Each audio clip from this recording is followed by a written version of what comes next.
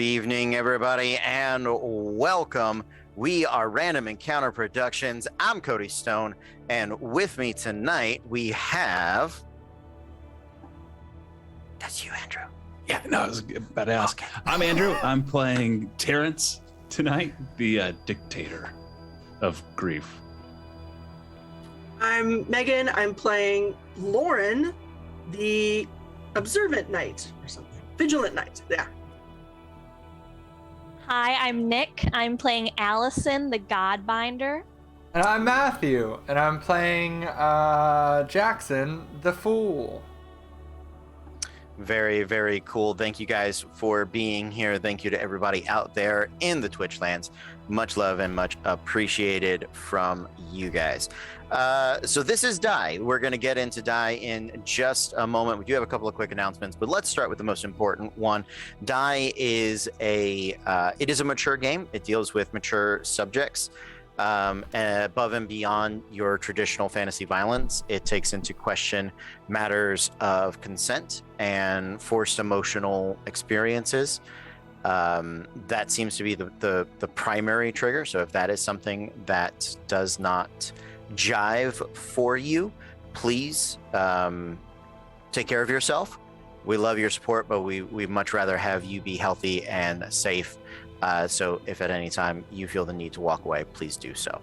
All of our players, just as a reminder, we have a green, yellow, red system in play in the camera. If things start to get a little wonky for you, give me a, I don't know where this is going. And if at any point, for any reason we need to stop, just give me a great big X. And don't be afraid to say it, because sometimes I'm not looking at the picture. We will stop immediately. I will ask you what the particular subject matter is that we need to avoid, just to make sure that when we go to the next scene, I don't bring it up, right? If we're in a claustrophobic spider world and you X out of that, and I go, great, we're in a wide open spider world, and you're like, no, spiders were the issue, not the claustrophobia. I'd be like, oh, okay. So that is the only reason I ask, not to put anybody on the spot, but just to make sure that we are not stumbling back into the same issue, right? So once again, it is a mature audience event, so please take care of yourselves. All right, a couple of quick announcements. I think our first one comes from thecriticaldice.com. Thecriticaldice.com? Yes, you mean, that's right, Jackson. You mean our friends who have sent us wonderful dice such as these? And wonderful pins such as these? Why, they're some great people. And not only because they have some banging merch, but also because they were able to work out a deal for you where you can get up to 20% off of your entire order for anything on their website just by clicking on the affiliate link that is in the chat. You can save 20% off of some cool dice that you can use for Vampire, or some cool pins, or some cool hats or shirts. Now, Matthew, that 20% I can get off of their dice subscription? No, my good sir, you cannot get the 20% because you can get 50% off of the first month of your subscription to their endless dice subscription. How do I do that? Well, you use the code REPRPG. Again, that's REP RPG. You get 50% off of your first month subscription if you want dice and maybe some extra goodies if you get the extra large box. Every single month delivered straight to your door. Make sure to use that REPRPG code to get yourself 50% off of that thing. And also to be able to send a little bit of love their way and support the channel all while you're doing it. So make sure to use that link, or use REPRPG at checkout to be able to get yourself 20% off of everything, or 50% off of your first month's subscription. Absolutely. Thank you so much, Matthew, for telling us all about that. Next week, big week here at the Rep. We're going to have all sorts of fun things happening. We've got our usual Disasters in Danger on Monday night, and then on Tuesday, it is the finale of The Domain of the Nameless God, run by our very own Matthew's very first time GMing. I'm in it, Meg's in it, Nick is in it. It's a wonderful time. We are super excited to see that happen. Well, excited, interested, vigilant. You have our attention. We're excited to see if it ends Yeah. on time. We will see. If we need to extend a week, we can happily extend a week. But I think you have more conflicts than we do as far as that goes. But we're excited for that, and that's fine. One of our characters will just go, all right, that's it. We're running forward. Let's go. We'll figure it out. We'll figure it out. So yeah, we're excited about that. Wednesday night, if you're in the Orlando area, we've got something awesome for you to do. Meg, you want to tell them about Wednesday night? Do I? So Wednesdays, I co-host Twisted Trivia at Aruga's Sports Grill and Bar. And this Wednesday is our special Spooky Halloween game. The entire night, all the questions are going to be Halloween themed. I'm the DJ, so it's just going to be Thriller over and over again. But No it's Monster Mash? But it's just different covers of it. So yeah, it's going to be phenomenal. I found a really fun accordion one that I think people are going to flip over. And the team gets extra points if you come dressed up in costume. I'm going to be dressed up. I believe Marissa is going to be dressed up. We're going to see, but it's going to be very exciting. We're excited. You should be excited. So yeah, 8 o'clock at Aruga's. If you're in Central Florida, please come down. It'll be fun. Yeah, absolutely. Then we get to Thursday. I believe Thursday we are back in the bayou with the blood as we return to the world of Vampire the Masquerade. Friday is going to have our finale of Die. And then on Saturday, October 30th, we are launching season 2 of the PvP League. It is a smaller league, more characters in it, longer matches, all on one day, 2 double-header Saturday for the next 4 Saturdays in a row. That'll include our playoffs. It'll be a fantastic time. We are super excited to have everybody involved. So thank you guys. Definitely check those out. Follow us on Discord. Follow us on the socials for all of that information. Andrew, you run another show and another channel. And, after listening to all that, never have I been more glad to stream on Sundays. Because we don't need that kind of competition. I am the DM for Easy to Spell. I'm going to show off my little dice tray that one of our players actually made for everybody that plays. Classic D&D fantasy RPG every Sunday at 6 to 6:30 Eastern time, or Central time, sorry. It bounces around depending on our schedule, but usually start right in there. Yeah, come hang out. It's a lot of fun. That's Easy to Spell with 2 L's because it's easy to spell and we still messed it up.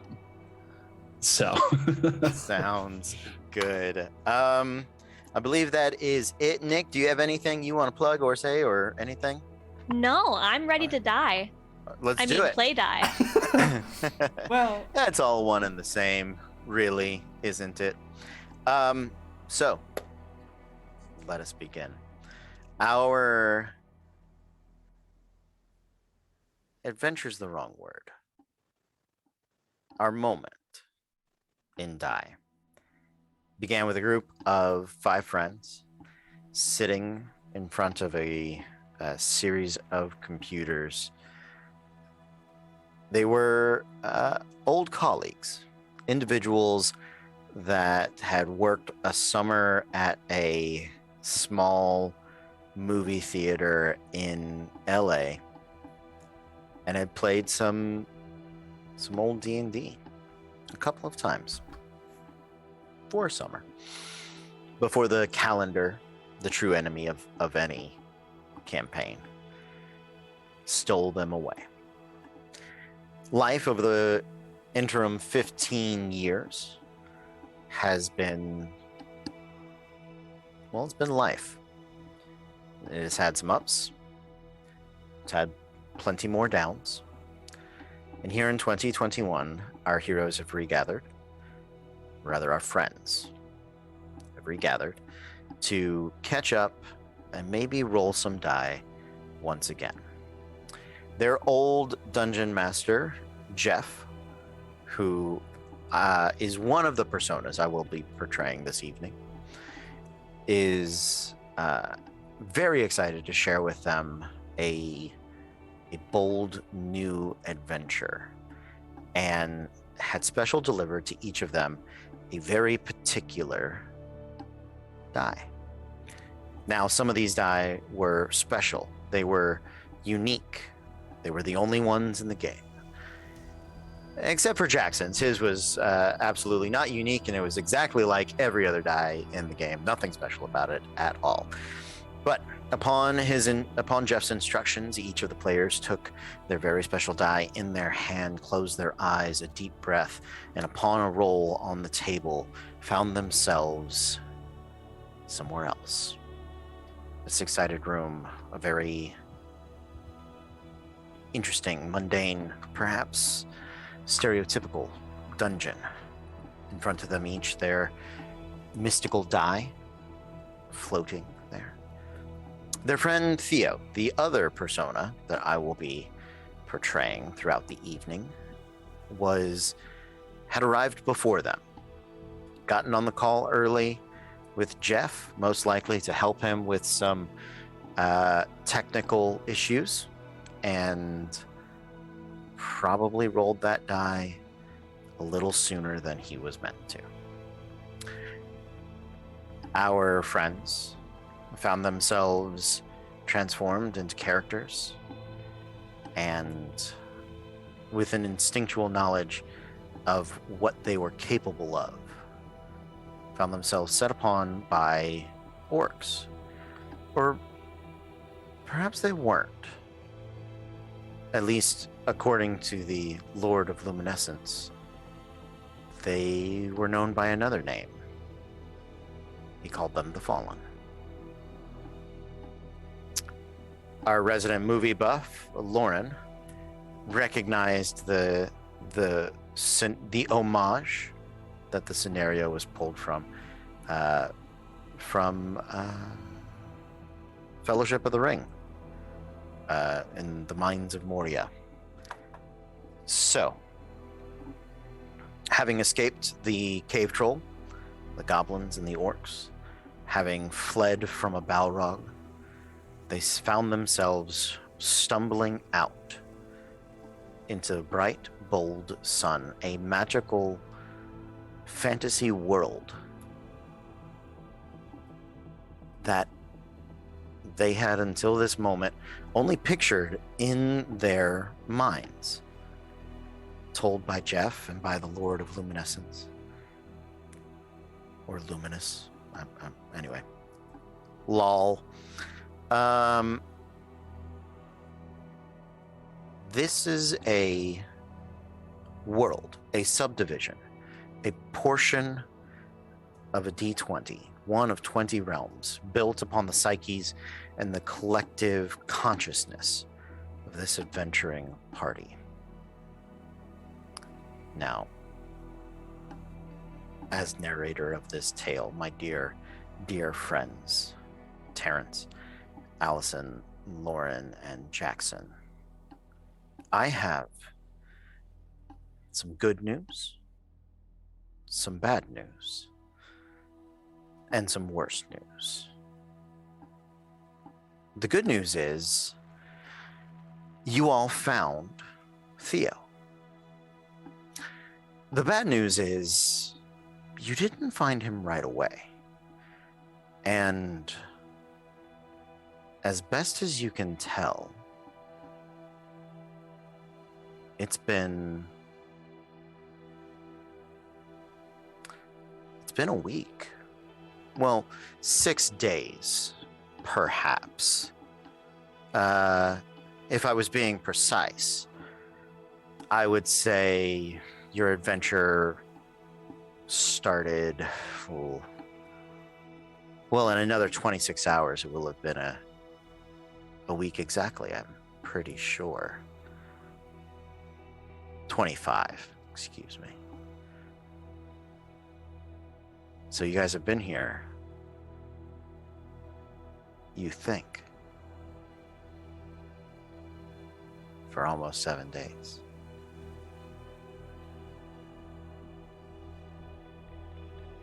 I'm not one to pile on bad news, so we'll save that worst news for later.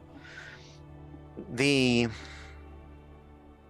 interim, you find yourselves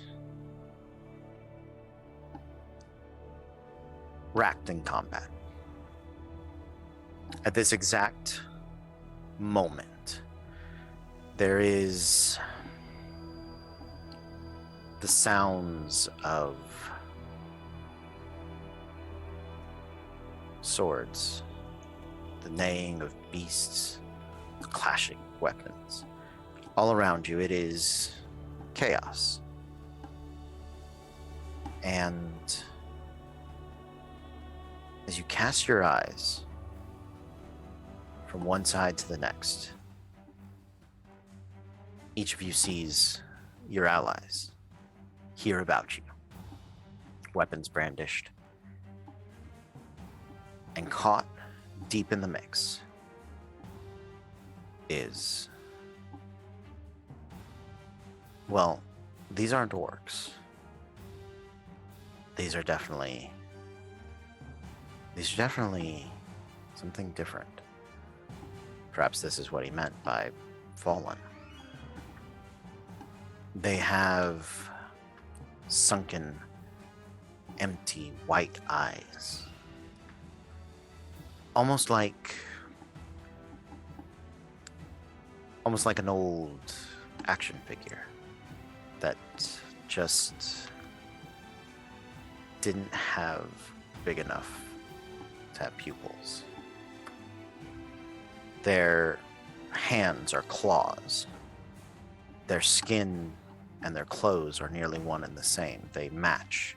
They carry a similar pattern, texture, a digital sort of leather that has creeped over them, an extension of their fingers into brittle, sharp, regenerative claws.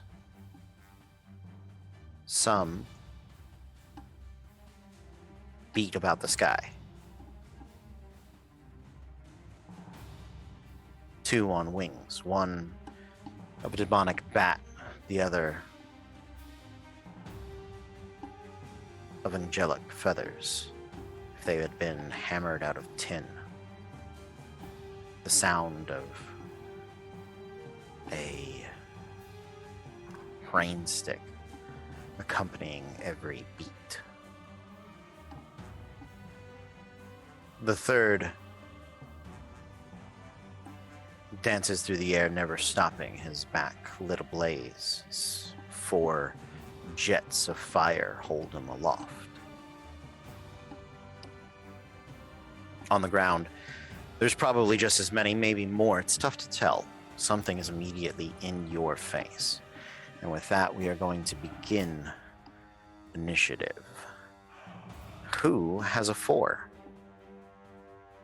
Jackson, what type of fallen is immediately in your gaze? I think it's one of the ones on the.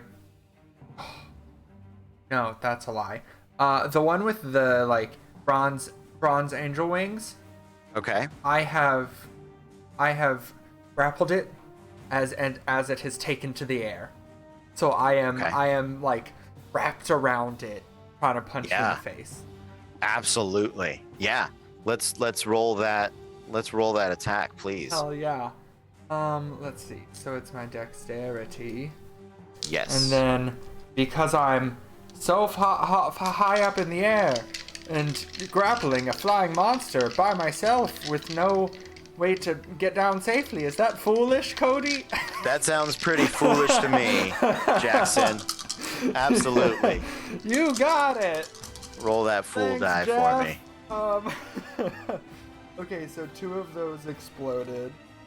Okay. Another now, one as a of fool, those you have the exploded. mechanic where you have a special on a 6. Anytime you roll a 6, you can add another d6 to it. That one also exploded. Good. That one did not. Okay, so I have 1, 2, 3, 4, 5, 6, 7 successes. Okay. 4 of which were 6s. Okay. Yeah, absolutely. 7 successes is enough to. I was a bad GM, DM, PC who did not have the right stats up It's okay. immediately. It's okay. So they have a guard of 4. Okay. And a health of 2, total of 6. So with your 7, you have absolutely enough to defeat this one. As you just begin pummeling it in the face, the jet begins spinning and whirling about. What are you doing to either land safely, not safely? What are you doing with this unconscious fiery jet fallen? So what I want to do is I want to look around and see what the closest one is that's in the air. Okay. And I want to kind of point the jet monster at it, and then try and use its body jump off at the next thing in the air. Yeah, absolutely. That sounds very foolish. Let's just get I'm gonna say this is gonna be a strength test to kind of muscle it in the air. Okay, you got it. Where you want it to go. Yeah. Okay, so that is gonna be 3. Ooh! No explosions. 1 success. 1 success. That is what I was looking for. I was looking for at least 1 success. So yeah, you do. You are gonna launch that. You're gonna launch that one over to it. Go ahead and make just roll me at 1d6. Let's just get a luck roll on that. A 5. 5. Okay, that is a success. Yeah, it's gonna send that one not defeat it, but it's gonna drive it plummeting to the ground. Hell yeah. The one with the noisy jangling wings. Yeah. All right.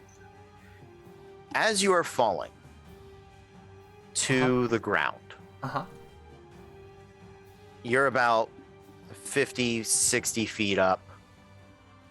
5 stories at least. You're looking down, the earth comes rushing up towards you. And much like a Ferris Bueller, or I don't know what the classic example is, but you think to yourself, you're probably wondering how I got here. Yeah. And you remember something in the last 7 days, something in the last 6 days that has happened to you and the group. What is that memory? What do you remember? Where are we in your mind's eye? We are in the sewers of a city that is perched on a cliffside. Okay. And we were trying to find Theo still, I think, maybe, or maybe not. Let's find out. Okay. Why don't you roll me a d6? Got it, dude. A 2. A 2? A 2. Okay. 1 second. Oh, that's right. None of the things I need are in the places I want them to be. Of course. Why would they be? Why would they? That's not DMing. No. That's not how that works. Everything has to be in a different place than where you would like it to be. There is that. There is that. You rolled a 2? Mm-hmm.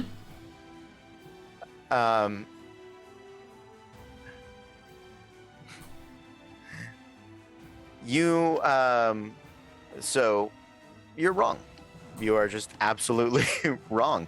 Okay, I will say you were in a sewer, but Theo was with you at this point. Okay, perfect. Theo's absolutely with you at this point. It's tough to kind of remember. A lot has happened, and in a moment you might understand why. But you as you're remembering this, we take a moment and each of us, we're gonna flash back to join this memory of Jackson's, right? And so you're sloshing your way through the sewers of this hilltop town. Theo in the lead, and you think he's not there, but as he comes splashing back, the thick brown mud almost up to his knee. Mud, exactly. Almost up to his knee comes sort of splashing back around the corner. Of course, it's just like Jeff. Every bloody town has some cult in the bottom of it. Why can't we ever adventure someplace nice? I, for one, would love a beach episode. If Jeff could be so nice as to do that for us. I'm just saying it. I feel like beaches get invaded as often as anywhere else.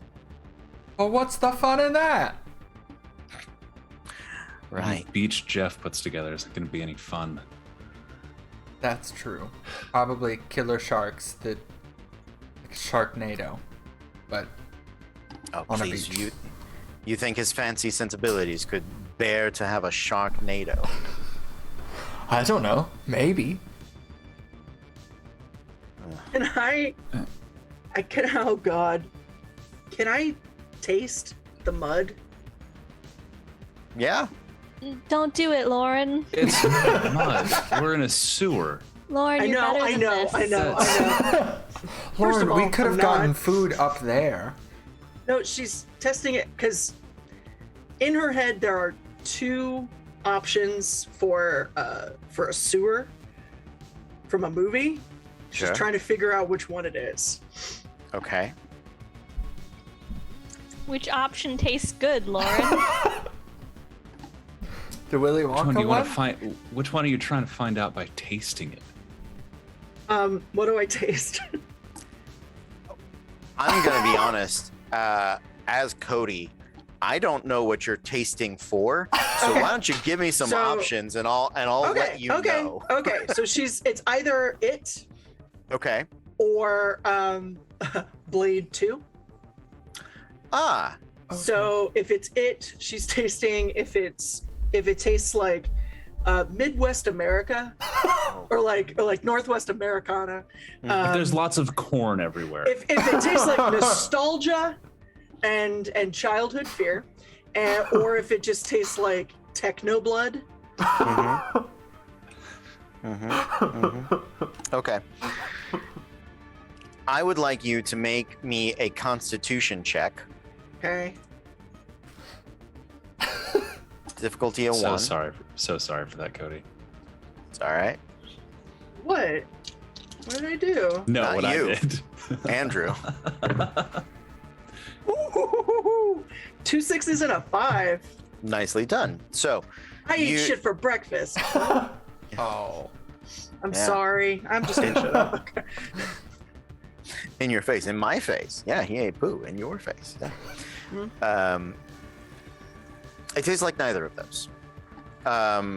As you spit, it has a very distinct taste of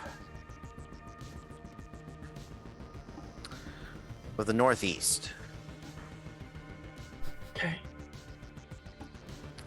In fact, make me a wisdom check with an advantage. So roll an extra die. I'll give you advantage because you are a vigilance knight and you are being both interested and vigilant. A 2, a 4, and a 5. Okay. Needed 1. Okay. It has a distinctly northeastern taste, but it also tastes of ink, digital ink, and gator? No, not gator. Crocodile. Oh. Okay. When you say digital ink, what is that? What does that mean? I think I know. I think I know where we are. You whatever. That's as far as you get. You. Okay. You guys hear what sounds like wood splashing against water.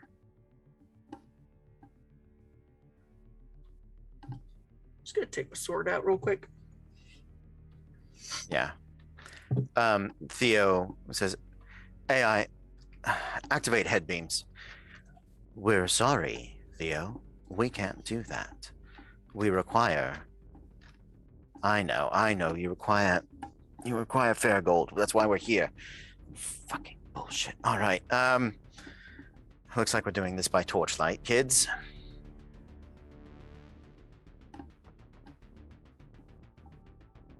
Is there anything you guys would like to do in this moment? Did he have a torch?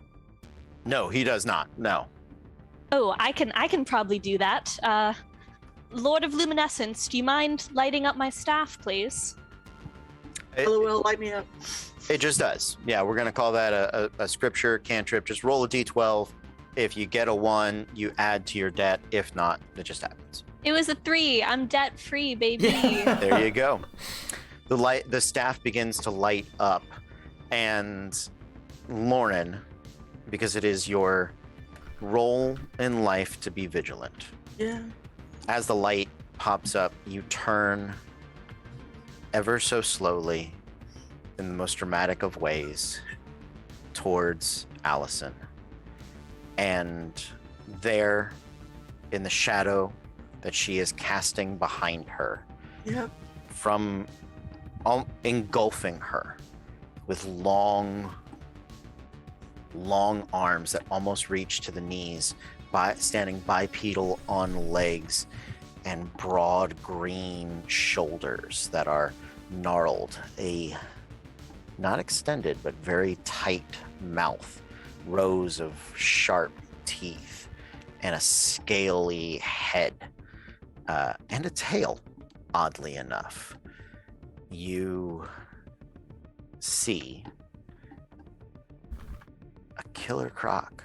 Yeah. Yep. I was like, which I was like, is this DC or Marvel? Because now there's one in each. I'm not sure.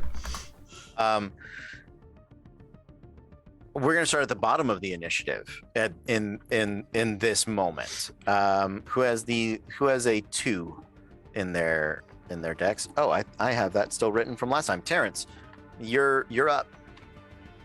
Hate it when he blends genres. Terrence, like, kind of pushing for, is gonna try to make moves to the side to make eye contact with it. Mm-hmm. You don't want to eat us. We're disgusting. We don't taste like anything you want anything a part of. And I'm going to try to inflict disgust from my loathing. Okay. Give it a shot. Okay.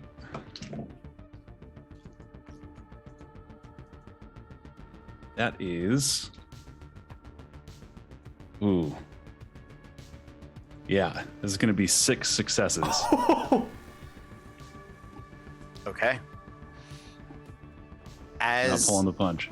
Yeah, as you lock eyes with it, the magic of your what is the visual cue that happens when you use the voice? So same as when he uses his death touch, when it grows cold and pale, his face kind of turns blue, and then it's visual scars, like it looks cracked, like it snaps like a broken mirror, and just these lines kind of running across his face, and blood kind of pours, just kind of presses through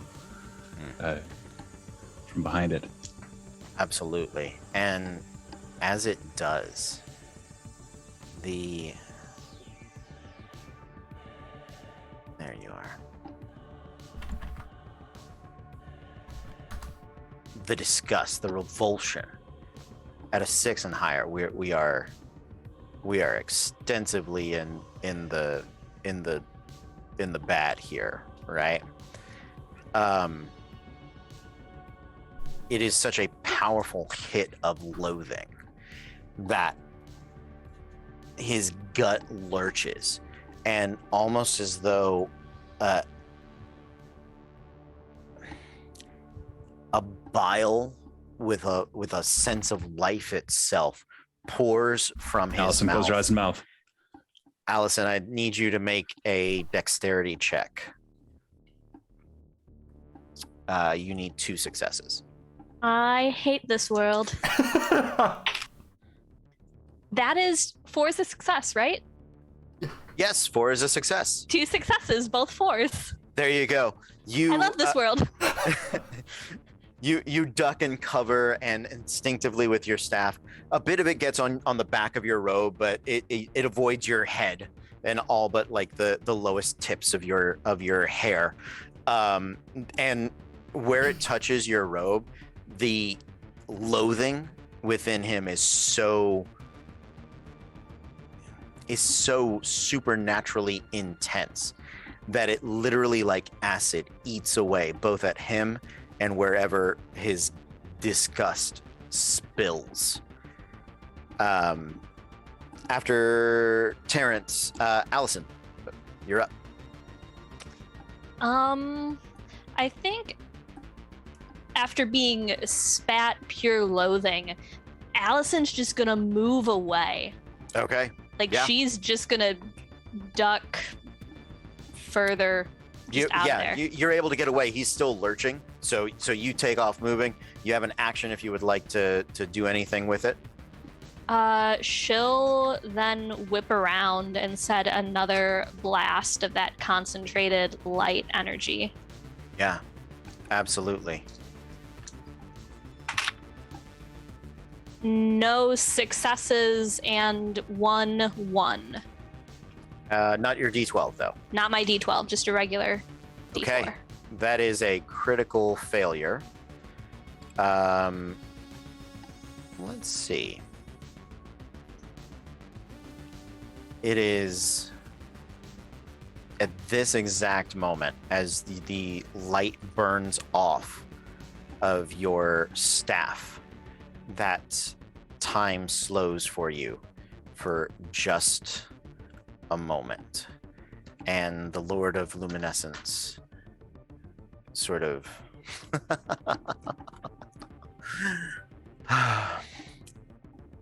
Allison, you are absolutely my favorite. I have to tell you, but these dark places, I can't stand them. I'm calling in that debt that you have. I want this. I want this sewer, this underground world, as bright and as shining as a daytime tour. And until it is, I'm gonna have to turn the lights off on you. And do you want me to clean the sewer? Is that what you're asking for? I asked for light and I asked for tours. You'll figure it out. You have the option to refuse. If you do, you'll suffer 3 wounds. Yeah, no, I don't like that. I don't think I could suffer 3 wounds, even if I wanted to. Probably not. I don't know what your constitution is. It is a 3. You would go to unconscious. You would not auto die, but you would go to unconscious. I guess I'm cleaning the sewer. Okay. All right, Lord of Luminescence. Until Your will be done. Until that's done. So, you can use your other wild god abilities in the meantime, but this is also a flashback, so it will move through that. That was sort of a turning point, Jackson. How did this encounter with Killer Croc end? The loathing was Yeah. just too much, and that was what did him in. Because apparently it was so much that it was acidic, to anyone and everyone, including himself. So that's what did him in. Yeah. Oddly enough, because it's just a big monster, his willpower is actually strong enough to. Oh.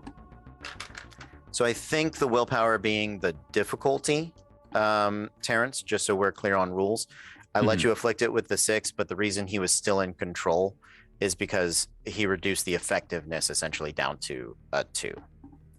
Okay. Does that make sense? Yes. Because the willpower is what sets the difficulty of you attempting to influence their mind. Okay, because if it's below their willpower on successes, it just influences them. But if it if I beat it, it overwhelms them. Okay. Yeah, and absolutely, I think the bile is a good way for it to be overwhelmed. So yeah, it burns from the inside with pure loathing and disgust, melting it out, and as it dies, probably by the end of this round, you see from within the skin that it had been. Oh no, never mind. That's it for this encounter. That's good. Yeah, we're gonna go back to the present time, back to our week later. Up next is Lauren. She's gonna get one of the clawy guys on the ground. Yeah, absolutely. Claws baying and barking at you. Its teeth and lips are almost the same. It's like a drawing where the mouth and the teeth just sort of become one.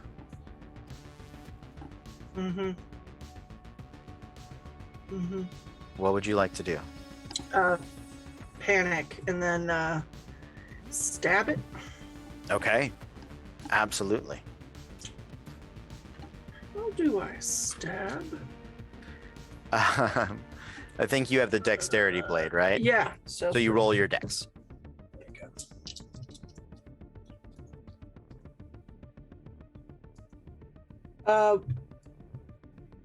So it's a 6 and 2 3s. So that is 1 success, and on this they have a defense of 1. So no damage. Okay. Anything else? No. Okay. So I'm out of. I mean, unless I've in a week have gotten emotional, but. I mean, your emotion is vigilance, right? Right. Well, let's find out. Your mind cast back. There's something that has you not just attentive. You're not just paying attention. You're not just keeping watch at night. You are actively and with a Sherlockian focus and attention looking for something. There was a moment in the past 6 days that has put you on high alert. And you glance your eyes to the left. You glance them back to the right, even as you're fighting, keeping a watch. But your mind slips for a moment to the past. What does it slip to? It was the quintessential campfire, night watch, everyone's up. Yeah. Backstory reveal. Okay. Yeah. So the fire is crackling. Are people asleep in this moment, or who is still awake? I think Theo is asleep. Okay. So I think it was like not long after we got Theo back. Perfect. Yeah. I'm gonna let you guys know you probably got Theo in the net after escaping the first dungeon within a day. So this is maybe day 2. Mm-hmm. Okay.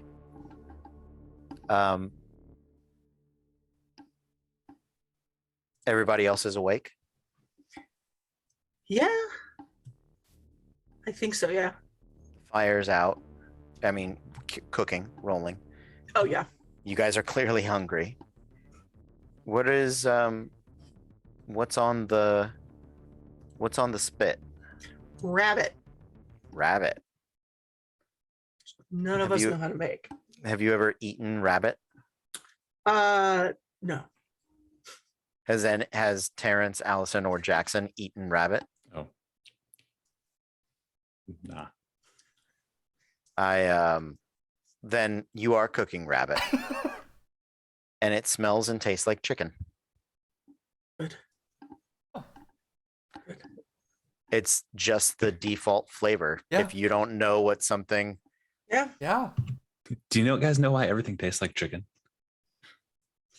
No, it's from the Matrix. Yeah, Yeah. because Matrix. Yeah.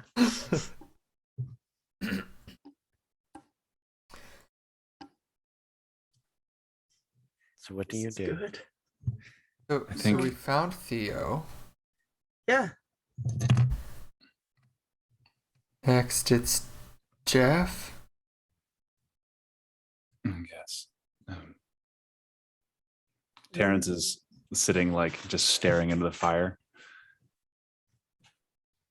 He said that our dyes when he handed them to us were special. They were important. Do you think he's saying something about each of us? Jackson just 1,000-yard stares off at the distance.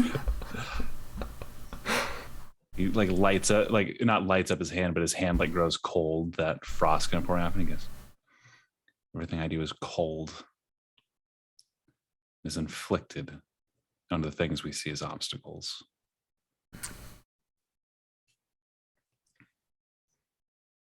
Just trying to figure out what that says about me, or what Jeff's perception of me is.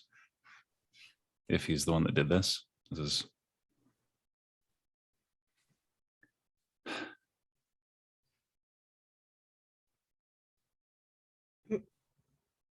Terrence, when was the last time you spoke to Jeff? It's been years. Okay, so It's I wouldn't worry about seriously, we've his. Go ahead. run into each other, but like nothing more than just in passing. Since then, All right, but- so I wouldn't worry about his opinion of you then. Whether or not he thinks, cold hand Terrence is the way to be. He really does not know you. He knew you when we were kids, maybe. Yeah.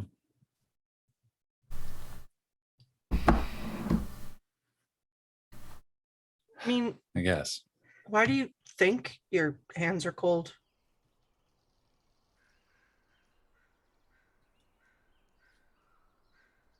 At this point, it's even odds with Jeff. Either it's because it's cool, or because of how I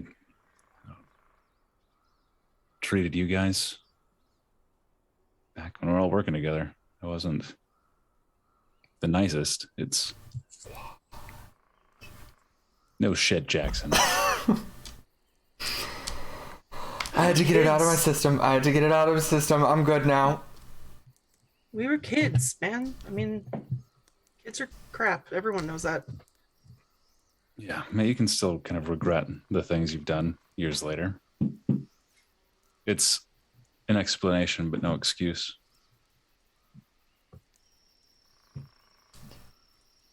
Well, I mean, if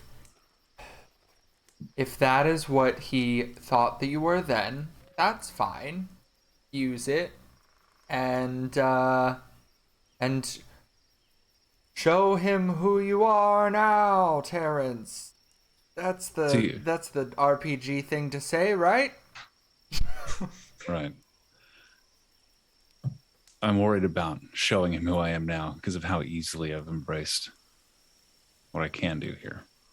I think that's just part of the whole system, right? Like, I don't go around backflip kicking people in the face all day, but here it's real fucking cool and easy. So, But I mean, don't you backflip professionally? Like, I mean, I don't. I show little kids how to, which is like remarkably different. You just kind of stand there and you let them use your hands along their back to like flip them over.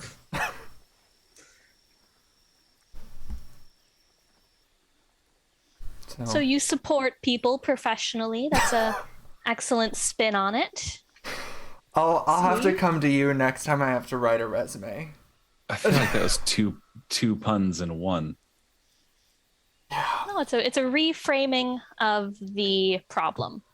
It's a reframing of the situation. Is that not what puns are? no, Jackson, that's not what puns are. That's Sure it never is. been what puns are. Sure they are. Oh my god. I don't know. I maybe we haven't changed as much as we think we have, you know? I mean, Theo's always been tech savvy and Jackson's always been Jackson and you know Allison's perfect and I don't know.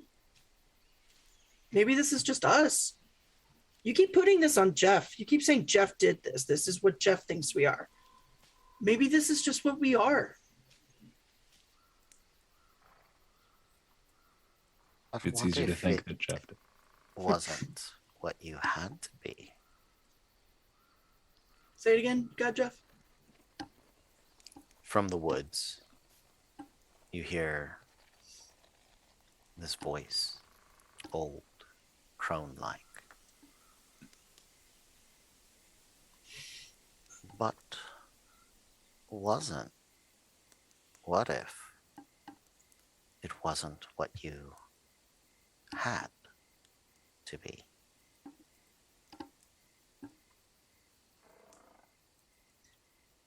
Hello? Hello. Do you want some rabbit? No, I've come looking for something a little more rare. Gross. Just gonna grab my sword. Oh, no. Like you to make a dexterity check, Lauren. Sure you would. Ooh, we all love that. Okay. And you as well, Allison. Okay. Oh shit. I got one success. Looking for 2. What's the base? Four Two. and up. 4 and Oh up. fuck. Okay. Yeah, I got one success. Allison? I only got one success. Well, one of them was a critical fail, and then the That's other okay. was a success. Okay, they don't cancel Yep. each other out. Cool. No. The only time a critical fail matters is if you don't succeed the check at all. Like Okay, if you cool. get 0 successes and a die is a 1, then Gotcha. it's like, oh, you done fucked up. Okay. All right. Right. As Allison and Lauren reach for their respective weapons, Lauren, your sword, in its sassy, sarcastic tone. Great vigilance, knight. Couldn't even keep an eye on me, could you? Ugh. But vines, thorn-covered vines, wrap around both implements and sort of pull them into the dirt. You can still see them. You can still make them out, but grabbing it is going to hurt. And you look and you see Theo, mouth wrapped, as the vines have overcome him as well. Everything's all right. We can all be friends. I just need a favor.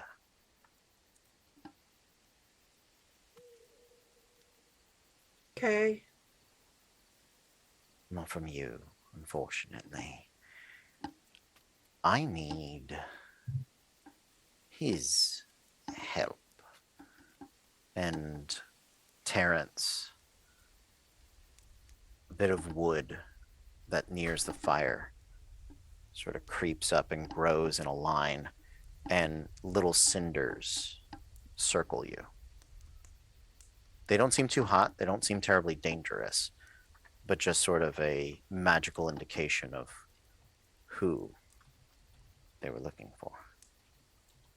It's been a long time since this sphere had a dictator. I've been looking for one. I can offer you a trade, a good trade. You dictate for me, and I tell you how to get out of here, how to leave, die.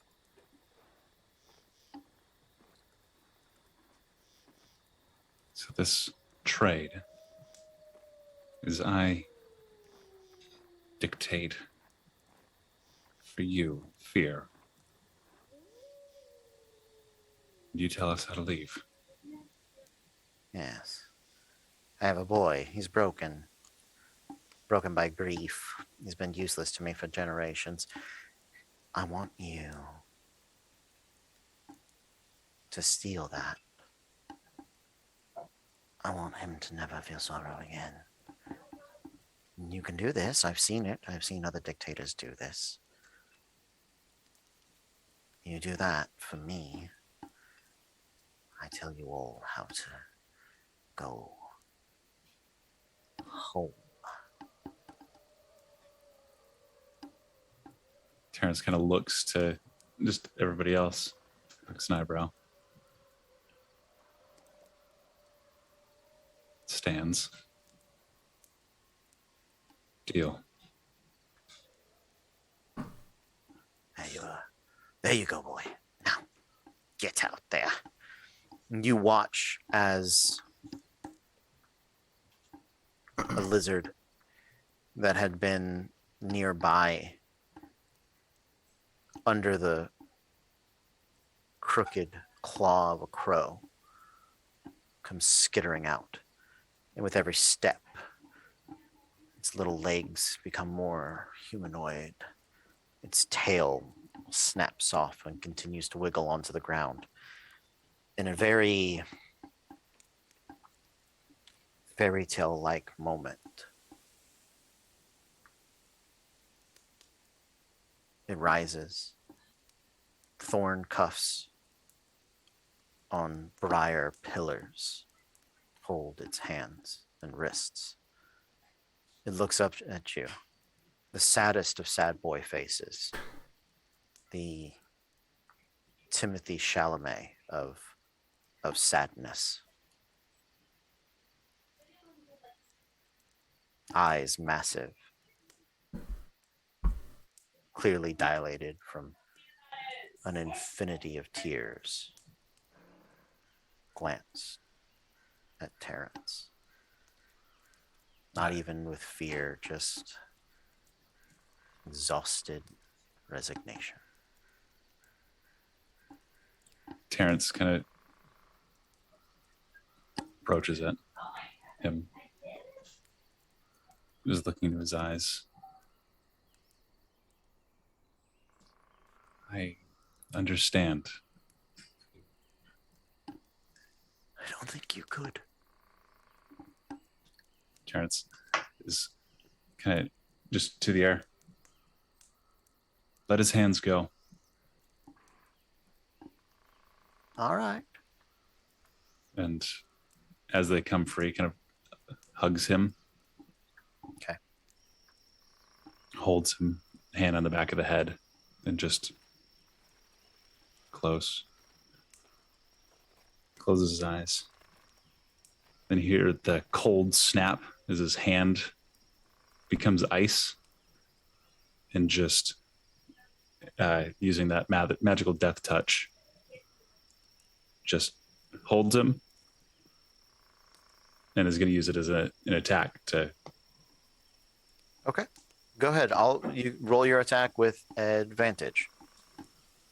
So that's just doubling the number of dice, or is it adding one dice? Add one's die. Adds a single die per advantage. You can have unlimited advantages, but It was 2 successes. 2 successes. Okay. Yeah, 2 successes is enough. He only has 2 wounds. He has no defense at this point. So go ahead. What happens? And just the cold where it's on the back of his head just kind of freezes. And from the hug, he lays him down and then wordlessly just kind of starts digging at the dirt next to him. Now, what have you done? That isn't what we agreed upon. His sadness is no one else's to take. You can fuck right off.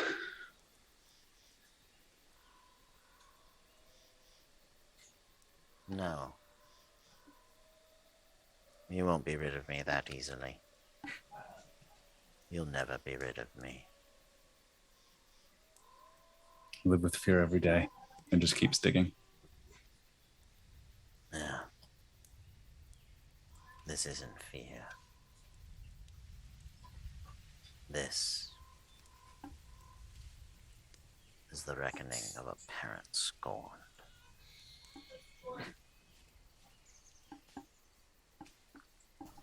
Lauren, your attention calls back to the present.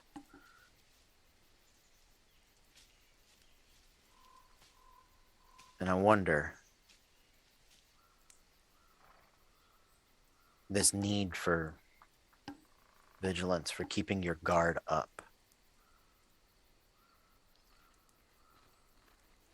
is it focused more on the fallen?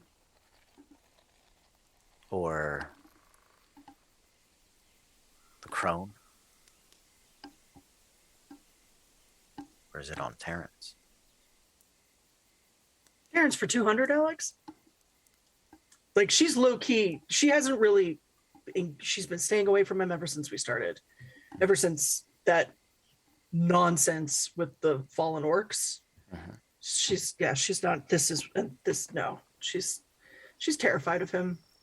But she's also keeping an eye out for Le Crone. Mm-hmm.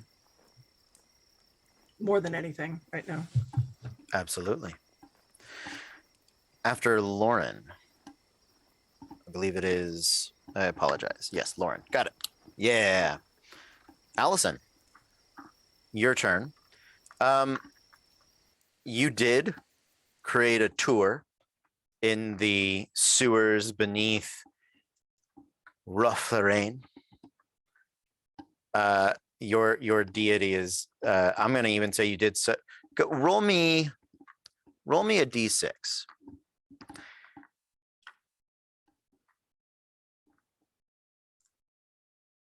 That's a 2. That's a 2. Okay. You did a decent enough job that he has returned. You still hold one debt. He still holds one of your debts. But he has regifted you his powers. Thank you, my lord. Yes. Well, that was some days ago.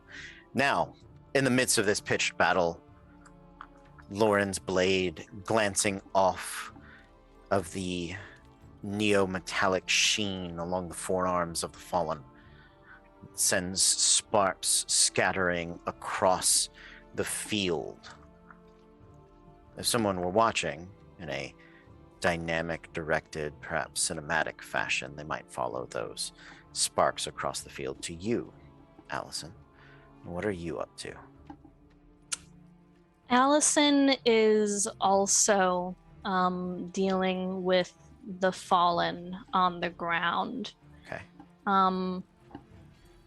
But rather than swinging her staff, she is drawing it sort of around herself, dragging it on the ground. And as she drags it, furious briars sprout all around her as aggressive vines and plants erupt from the ground, attacking the fallen that are around her.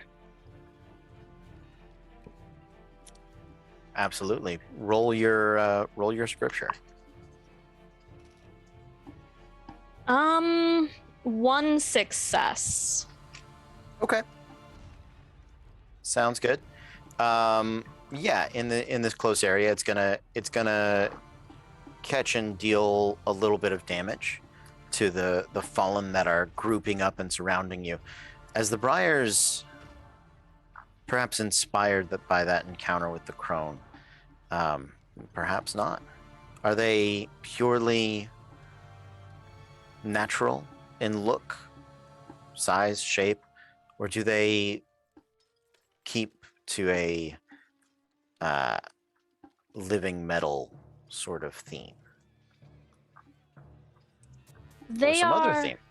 They are natural, but rather than like the verdant greens of spring, it is almost autumnal. Like there are a lot of oranges and reds amongst them. The leaves, as they sprout, almost seem to die as quickly into those thorns. Absolutely. You'd think that the blood of the fallen might add crimson to the palette, but it is more of an ichorish black, barely tinted in red. But enough. Just enough. It's that spray of red across the wilting, but not dead, thorns that catches your mind, Allison.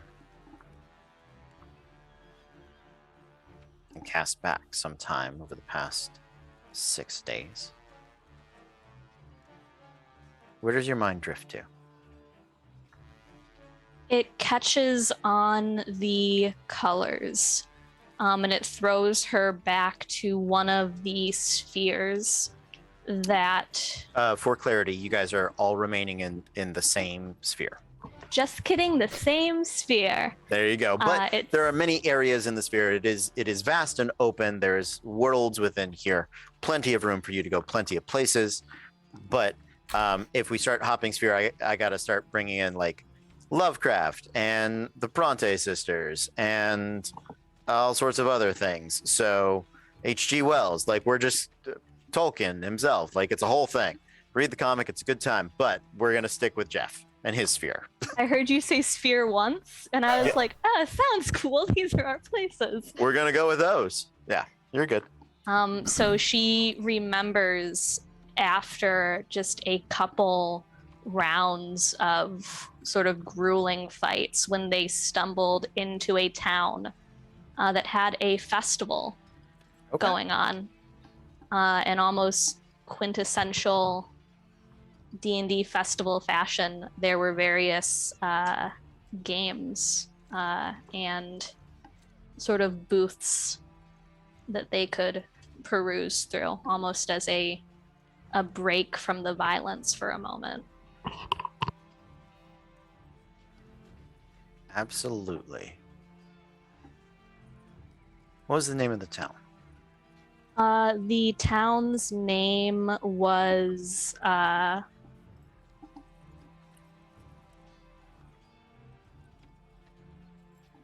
Kaidon.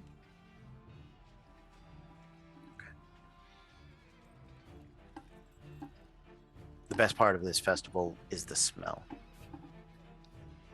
For sure. Apple pie. Pumpkin.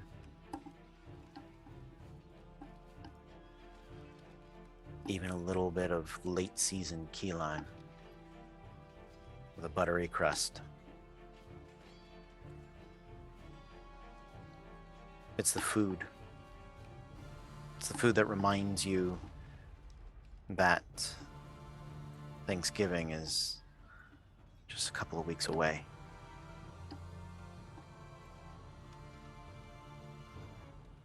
I'm going to say this isn't long after the crone, maybe the next day. Difficult fights to get through it. You guys are wounded. Probably all take at least one hit. The healing efforts of the Lord of Luminescence are wonderful, but nothing beats a good meal and a good sleep. And while the festival would buoy anyone's mood, Theo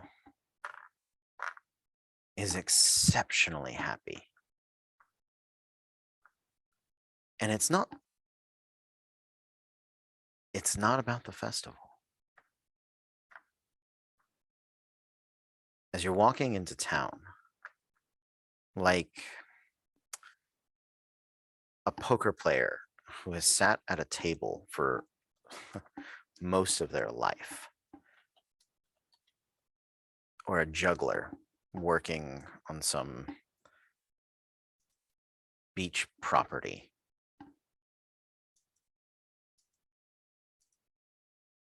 Theo is playing with handfuls of fair gold. It is most of the time like a coin, and yet sometimes they're sort of like these little D8 crystals, like some Ethereum cryptocurrency. And this, I have to say, is my absolute favorite part of all of it. But all right, now let's find ourselves something to eat, and then, ladies and gents, we have an entire, a veritable smorgasbord to spend before dawn. Each of you remember that in recent days, Theo's explained that his powers tap into an unseen field, the fair field, created by the fair folk, powered by the fair gold, which is cultivated within the fallen. Each of these magical techno-wizard abilities requires payment every day to be activated. And gold cannot be hoarded, because every day at dawn, it disappears. You sought out today's fights. You needed them. Theo needed them. Although, as much as he may have needed them to hack or search the Fairfield, you get a feeling that he definitely enjoys the opportunities that the fair gold afford him.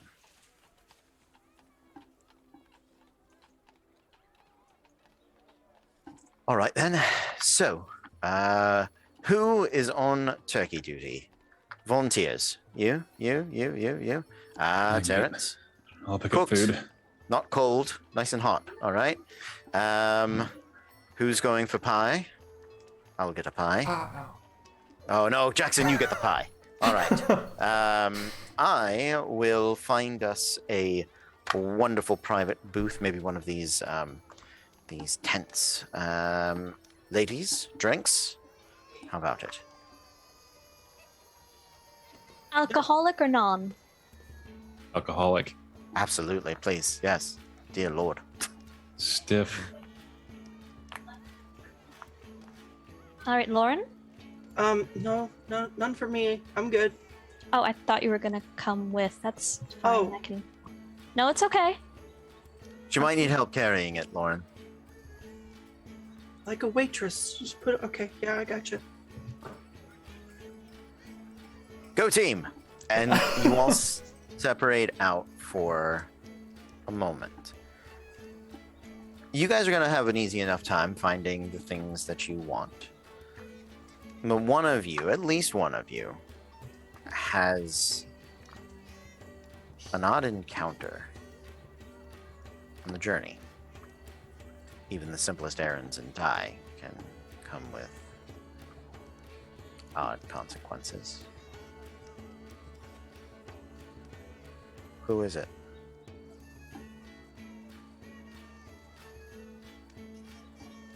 There you go. All right. I was like, if you don't, I'm gonna roll. Yeah, because I fucked right off and I'm following Terrence. That's fine. I didn't want help anyway. I don't. All right. I'm not really in the mood to like have a beer. I'm just gonna go find some tea or milk or something. Bye. Sure. All First, right. Theo gives me orders. Now Lauren leaves me. That's fine. I love Ty. Allison, as you are off in search of your drinks, what seems out of place?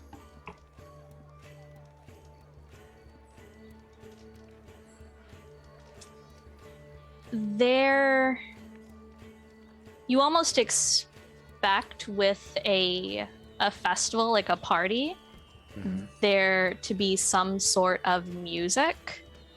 And there's people are talking. It's not silent, but there's no band, no instruments or anything. I will just go ahead and turn the music off of the ambiance. Sounds good. Thank you. Got it. Got him. All right. That music was in my head. Okay. Yeah, absolutely. No music. Do you ask?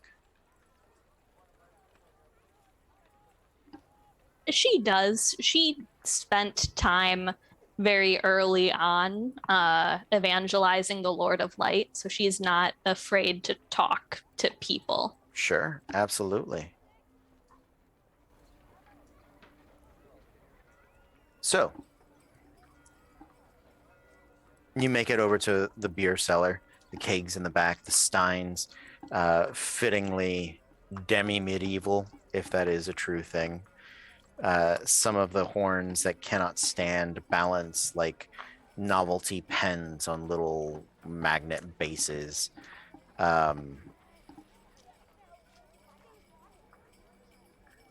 Hey, hello. What can I get for you? Hi. I would like 3 steins of whatever is most popular. Right. Yes. Give me a couple shots of whiskey. All right. Well, we'll sell it by the bottle. I will buy 1. Fantastic. And then something light if you have it. Do you have a Riesling? No, probably not here. Ooh, I do have a cider. It's a bit of a fruitier, lighter on the palate. Lighter on the palate is perfect. Fruity, a little tart, just like you, eh? All right, let me get those for you. He sets about pouring glasses. So, honestly, I'm a little surprised. I would think, the town would have a band or something going. I'm really... Oh, no. It's all right. You shouldn't.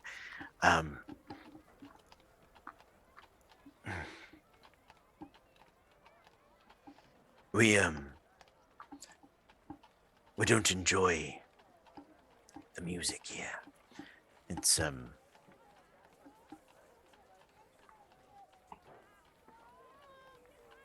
well, it's forbidden. So, music leads to dancing, and that can lead to some far more dangerous things. So, is there like a town mayor that said no music, or is this like a, God says we can't dance kind of thing? No.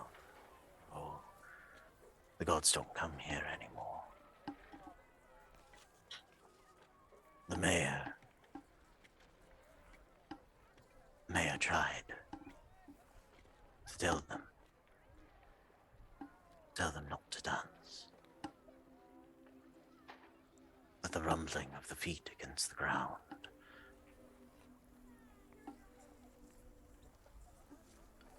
awoken something within the deep.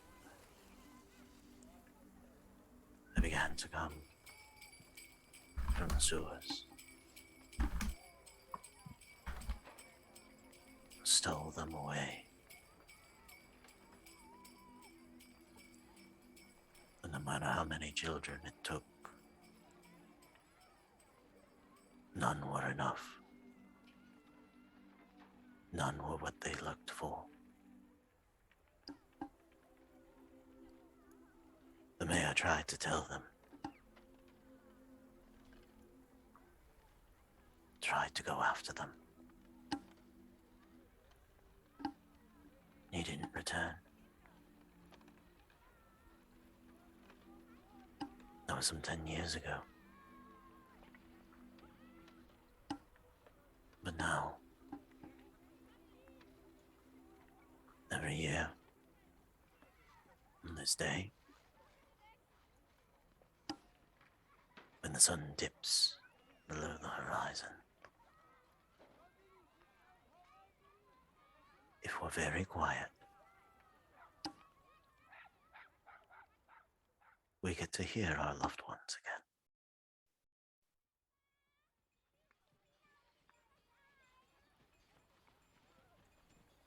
So here are your drinks. Yeah, thank you. I just grab the plate and like rush away. Watch out. Watch out, little tot. I don't The know. manholes. They live in the sewers. It lives in the sewers.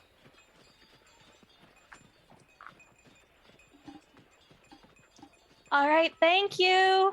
It was great talking to you. Goodbye. And Allison, almost as though in one mind,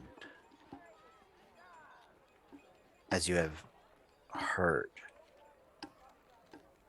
something of the town's secret, each of the townfolk, while happy and enjoying the festival, talking with each other, playing card games or games of chance, none with dice, never die, but checkers, maybe chess. You notice that at a certain proximity, they all stop and stare until you've left. I'd like you to make me a wisdom check to try to hear.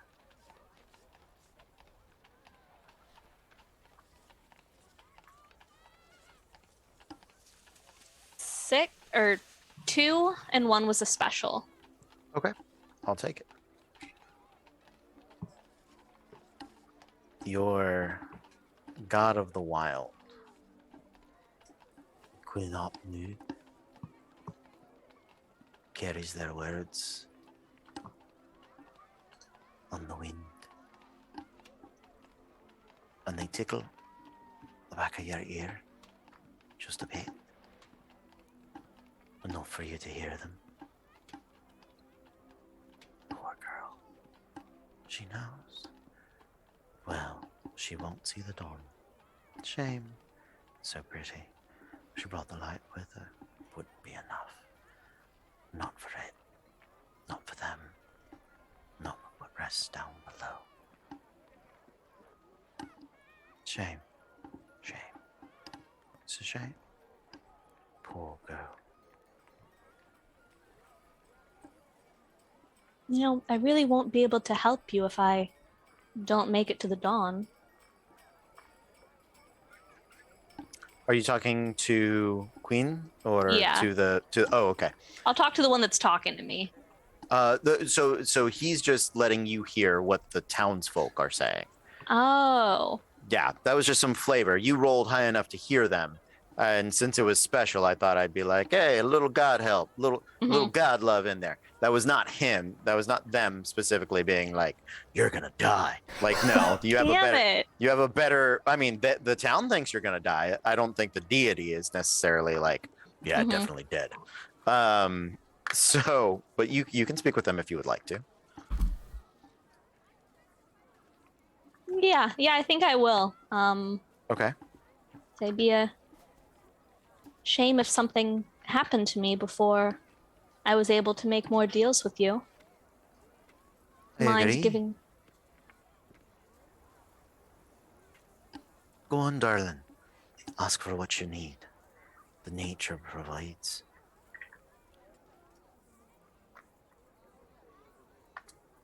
I'd like to know what's coming.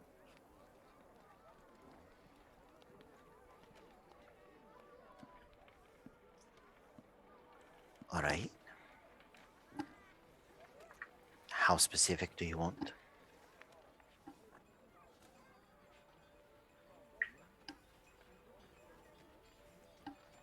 Enough to know what not to do.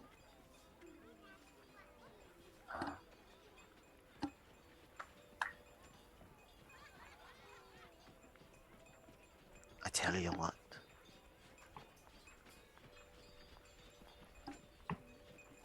I'll do it for you. If, before you leave, you grow me a totem, the heart of this town. Remind them that Queen Nabnu has helped them before, and I sent you to help them again. Do we have a deal?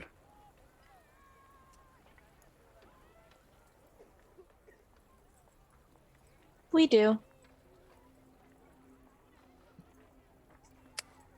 And as this Irish elven figure of a god shakes your hand, your eyes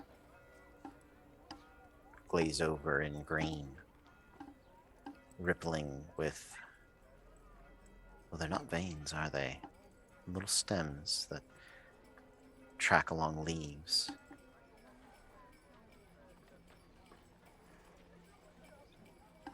There it is. You see, down in the heart, in the deep, in the depths, in the darkness, that is where die. That's where the rules be a bit wibbly or wobbly. There is something not unlike our plants with the deep roots, but instead this one creeps up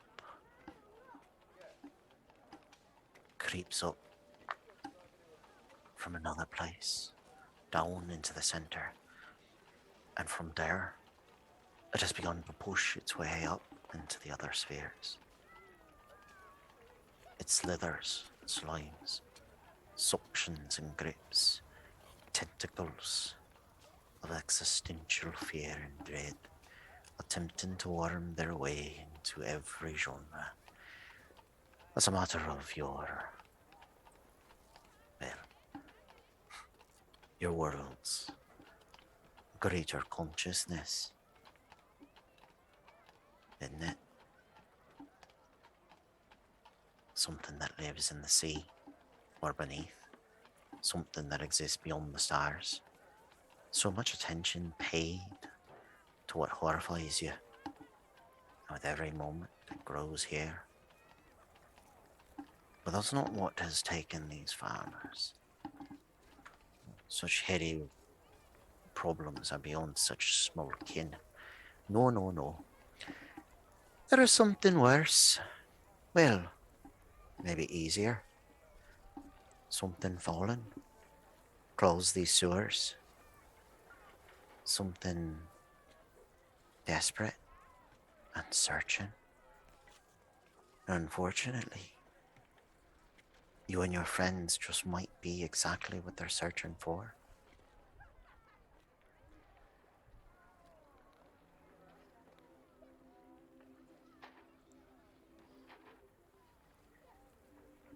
All right. You're a Neo. Take it out. That fair field extends far beyond just the field. Remember that?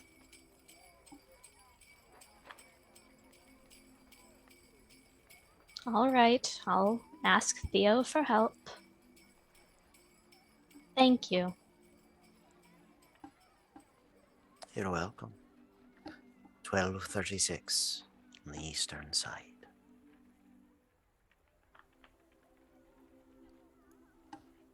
Wait, care. what? 1236. It's a time. The eastern side of town is a place. You asked for specifics. Told me you wanted to know what not to do. Oh, thank you. Don't be there. Don't be then. Farewell. Your eyes return, and you make it to the tent, to the pub tent, to the beer pub tent. Terrence, you have made your way back. Jackson bringing pies. Theo has taken the time to decorate the inside with a DJ's laser light show. Can you believe it? I went to set up my my Fairfield pod. It doesn't right have the same ring to it as an iPod, but the FF pod or the fob, whatever it may be. Anyway, I put out the speaker, and this knob just comes running through, grabs it and takes off. You believe it? I apologize for whatever ruining I've done to Theo's accent. Having gone from Irish to attempt English fucked me. So I love it. I love my Yeah, God it's so great. much. Thank you. Great.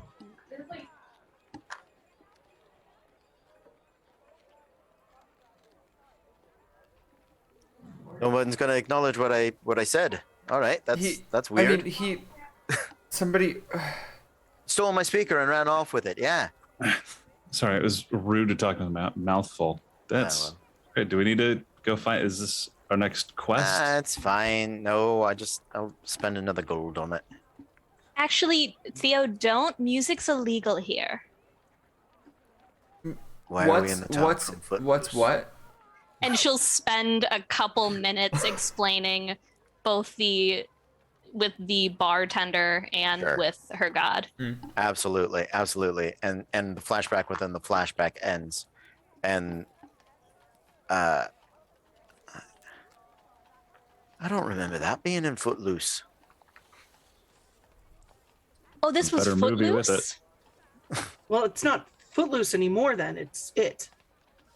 With a little Cthulhu? Maybe. Tiny bit of tremors thrown in. Yeah, So it's a good movie. what do we want to do? I mean, we spent all day fighting. I don't think we should spend all night doing it too. I think rest. Not much of a dancer anyway. So Anyway, I've got the Fairfield powered up. What is it that we're looking for? Jeff? We're still just looking for Jeff? seems like our best way out. Yeah. That's a little bit of a problem. So, and Iron Man style with all the holograms and bells and whistles, a orb of dye, the 20-sided die, pops up, and zooming into the particular side that we encompass, I believe 5.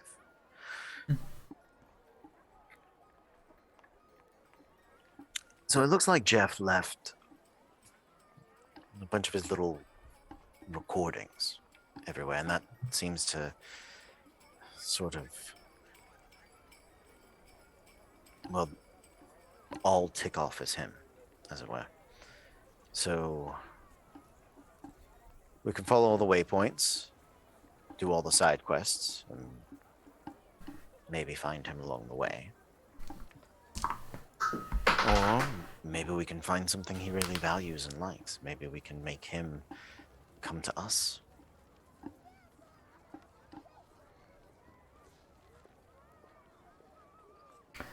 Can I try to remember what Jeff likes? Yeah, make a wisdom check.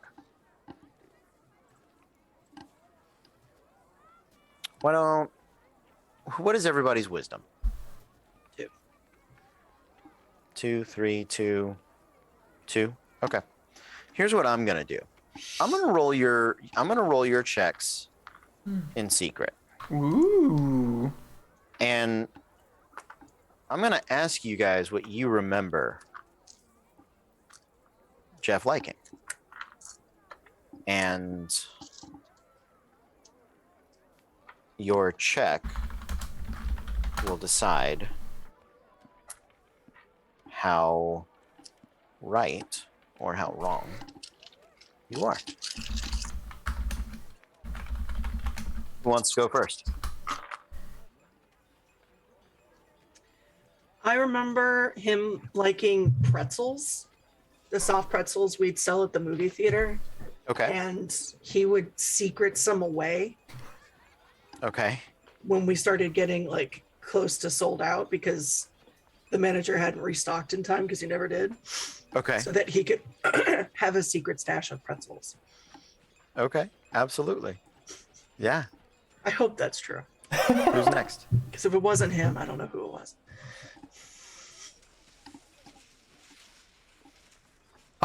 He liked Elder Scrolls Oblivion. Okay. Yeah, absolutely. It was a 2006 game. So- Nice. Yeah. Okay. Who's next? I'm gonna say he was like a metalhead. Like he loved like not like death metal, but like Swedish power metal, like Sabaton. Okay. Like, and it was constantly trying to get us to listen to it, like I love Okay. that. Viking metal. Sure. Allison? What a person we've created. A monster. So far we're actually in line to creating me. Soft pretzels, Oblivion, and Swedish power metal. Hell yeah! What a cursed being this is. Hey, no, I just said that was me. I know. I heard.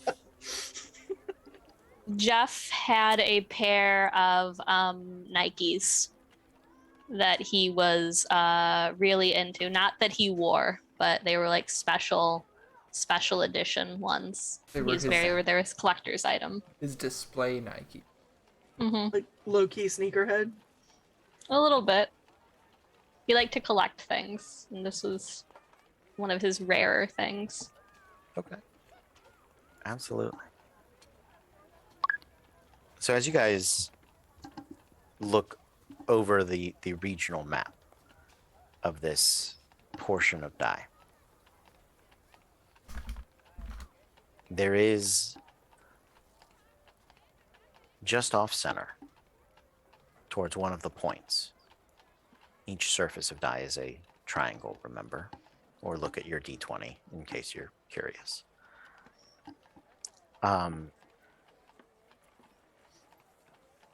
There is this mountain range that is geographically impossible and much more impractical.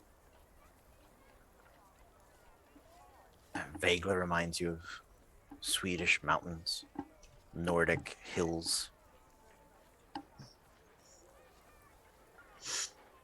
And there's famed to be a market a repository of lost and remarkable things nestled in the valley there somewhere, run by what some call a mad Daedric prince.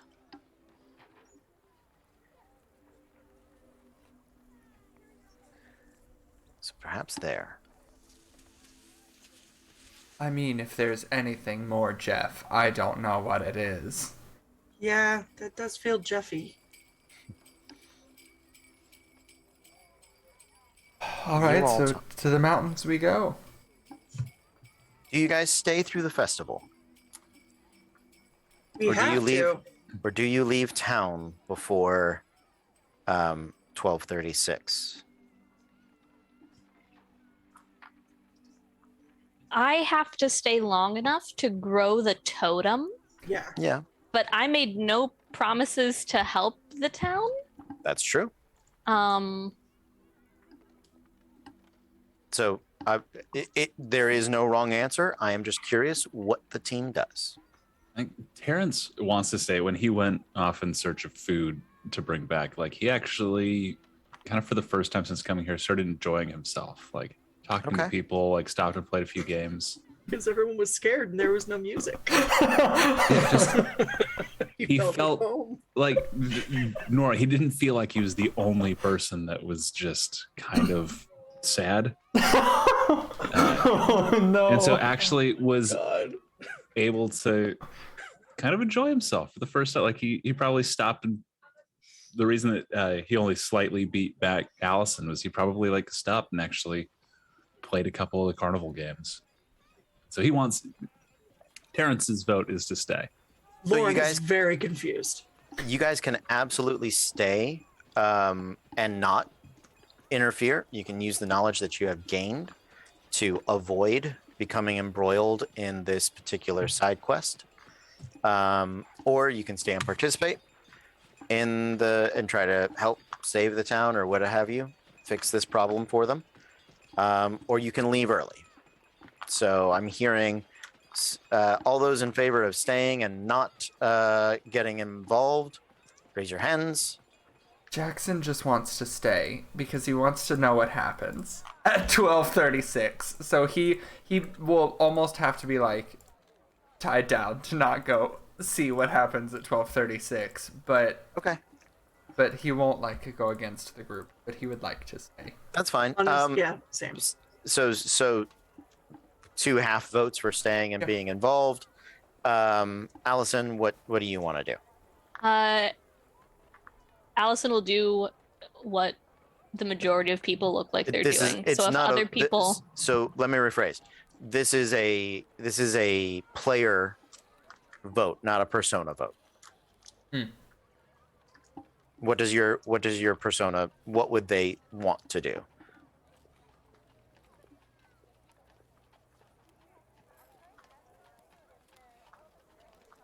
I know that's I Nick. don't think she wants to stay. You think she wants to go? Yeah, Okay. I don't think she wants to be here. I think she doesn't like to make waves, Okay. but I'm not even convinced she thinks this is like actually happening, like actually real. Yeah, I get that. So Theo kind of breaking the tie. He'll go with, since Jackson and Lauren are in it, but kind of in it, kind of not. We're gonna say that you guys do stay through the festival, at least nearby, at least to kind of see what's going on. I will let you know that at 12:36, starting from the eastern side of town, there is a parade of fallen. But what you realize is that the fallen are not any of the people that have been abducted, but they have with them in sort of these like mechanical recordings, or like hearing the dead speak through a ghost box. And it is a seemingly benevolent, or at the very least non-hostile interaction that they have with these townfolk. Until one of them catches a scent on the wind. Your scent, specifically. That's when the fallen begin to turn violent. The reason that you had seen them displaying the capacity for kindness, for speech, for just normal behavior almost morphs out of them. Their physical form taking on the far more bestial and monstrous nature, some growing, some turning wings, some growing intangible. Now, having been warned of this, or at the very least of the potential bad that could happen by your deity, and having seen Theo forestall, or having forewarned Theo, you see him do something he didn't really know he could do. By overcharging the gold, by overclocking his AI system with fair gold, he's able to lock down and hack the fallen, and prevents them from going feral. And although they retreat and you don't learn much, it's an odd revelation to know that the fallen, one, come in both forms, and two, they are hackable. And with that, we are going to take our break. We are going to come back and we are going to continue our journey through the world of Die in just a few minutes. So everybody hang out, stay tuned. We'll see you in just a few. Good evening, everyone, and welcome. We are Random Encounter Productions. I'm Cody Stone. With me tonight, we have... I'm Andrew Day. I'm playing our resident sad man, Terrence. I'm Megan. I'm playing Lauren, the Vigilance Knight. Yes. I'm Nick. I'm playing Allison, the Godbinder. And I'm Matthew, and I'm playing Jackson, the Fool. Awesome. And I am Cody. I am playing Jeff, the Master, and Theo, the Neo. An oddly named duo, to be sure.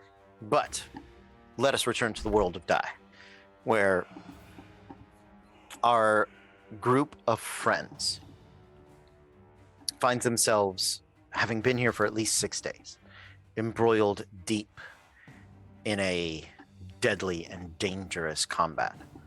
We've seen moments that they have thought back to over the past week. Some time in sewers hunting for fair gold, as they learned there's always something in the sewers. Time at a festival where they learned that lesson. They've encountered a crone that offered to tell them how to leave the world of Die. But instead, Terrence decided to betray her, kill her child, and so she has sworn revenge. But those are past problems, or perhaps future ones. You have problems immediately in front of you. Terrence, you're up. Okay, there's still one thing flying above us, right? There is, yes. Terrence, still with his hands in his pocket, but kind of a line of bodies behind him, with their own weapons into their chests and those of their friends, turns up to the last flying one, his skin going blue and cracking like glass on a mirror, the blood kind of seeping through. He goes, "Look at these on the ground. They represent how far you could fall. In our eyes, you are the same. Show me that you're better." And I'm going to use loathing again. Okay. Go ahead and roll it. I am going to addend one thing, though. At this exact moment, it's early enough in the fight. There in fact are no fallen behind you. Okay. This is Just like wanna right let- at the beginning of the fight. Okay. Yes, this is early. I'm trying to. Okay, so I can kind of push and pull on the. So I rolled 8 successes. Yeah, I maxed out. I rolled a 4 on the D4. Yep. And then 2 4s, a 5, and a 6. yeah. I mean, you can adjust them however you want, but I'm anything gonna go beyond a full 6 is absolutely in my control. Expect fireworks, like all creators. While you can aim to have a certain effect on an audience, the audience will respond in their own way. I think I'm gonna go full 8 loathing. I want fireworks. Okay. And I don't think I'm gonna be able to do that again. So Okay. Sounds good. As the loathing hits this flying fallen, the leathery bat-like wings, a howl, a howl that strikes a slight ping of fear in each of you, because on a primal level, when faced with hounds, wolves in the night, every human remembers how their ancestors were hunted. This howl, matched with the flapping of the bat wings, the fallen spreads 2 more wings out of its back, and begins to grow in size.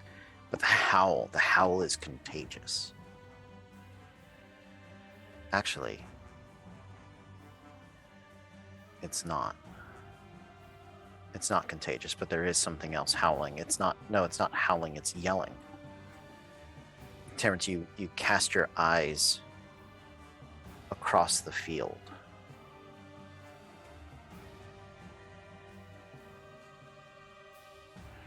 And you have a bitter realization. There was a reason none of them had been behind you. There was a reason that you hadn't been using your die. You had already committed it to something else, to someone else. To Theo. But not Theo as he was, not Theo the Neo, but Theo the Fallen. It was the only way you could control him. You were players, and when the Fallen are near players, they go bestial, but you could manipulate his emotions, and you look across and Theo, growing double in size, no longer able to control himself or help you. Do you remember when he fell? Terrence, when was that? we had pursued our lead into the mountains. Yes. And in the mountains we had like posted up. There was a small like castle fortress we had made our way to when we had been attacked by bandits or just something in the mountains. Yeah. Inside the doors, with some people kind of moving things, Theo is actually helping me. I had been hit with an arrow or something. Yeah, absolutely. Was wounded. Yeah. And I'd say at some point while we were holed up here, whatever things were pursuing us, this is where we fought them. Well, here, deep in these mountains, there lies a veritable hoard of treasures. collectibles beyond measure, and as any good adventurer knows, wherever there's a hoard, there's a dragon. And so in initiative, Terrence, you have 1 wound as we begin this memory. Theo is currently alive. But you all are running once more through a dungeon filled with traps and dangers, and that's the sheet I wanted over here, of traps and dangers and all sorts of terrifying and terrible creations and creatures. But behind you is a very, very real, very dangerous dragon. Jackson, you are up first. Okay. Before running, had we as a group decided if we were just running or if we thought we could take this dragon? I'm gonna say whatever you had planned on doing, the dragon has decided it wants to fight you. Hell yeah. You can run, okay, perfect. you can run and get through traps, or you can try to turn back and fight it. No, Jackson, fuck that. you need to do what you need to do. So You know, that's so true. Yeah, I'm gonna he's gonna say to the others, watch out for traps.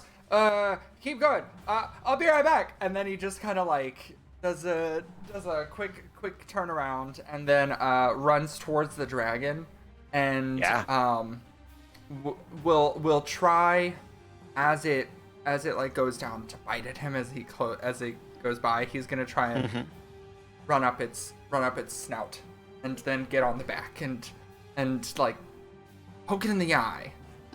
okay. Just because punching a dragon's scales doesn't seem like that great, but he'll like poke it in the eyeball and see what he can fuck with while he's up there. Okay, yeah, go for it. Okay.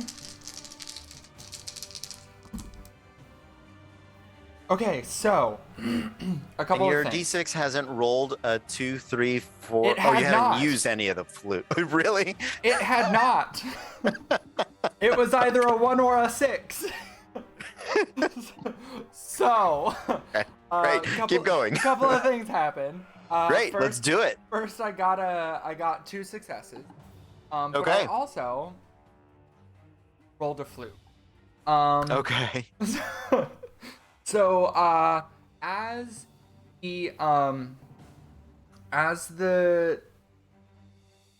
okay, yeah, no, I know what I want to do. As he runs up and the dragon tries to flap a little bit to like shake him off, the dragon's gonna hit a pillar and some rocks are gonna fall on it. Okay. That's gonna be the flute. Is that some rocks fall. Rocks fall, we all die. Rocks fall. Okay. But yeah, so 2 successes and also rocks fall. 2 successes and the rocks fall. Sounds good. Yeah,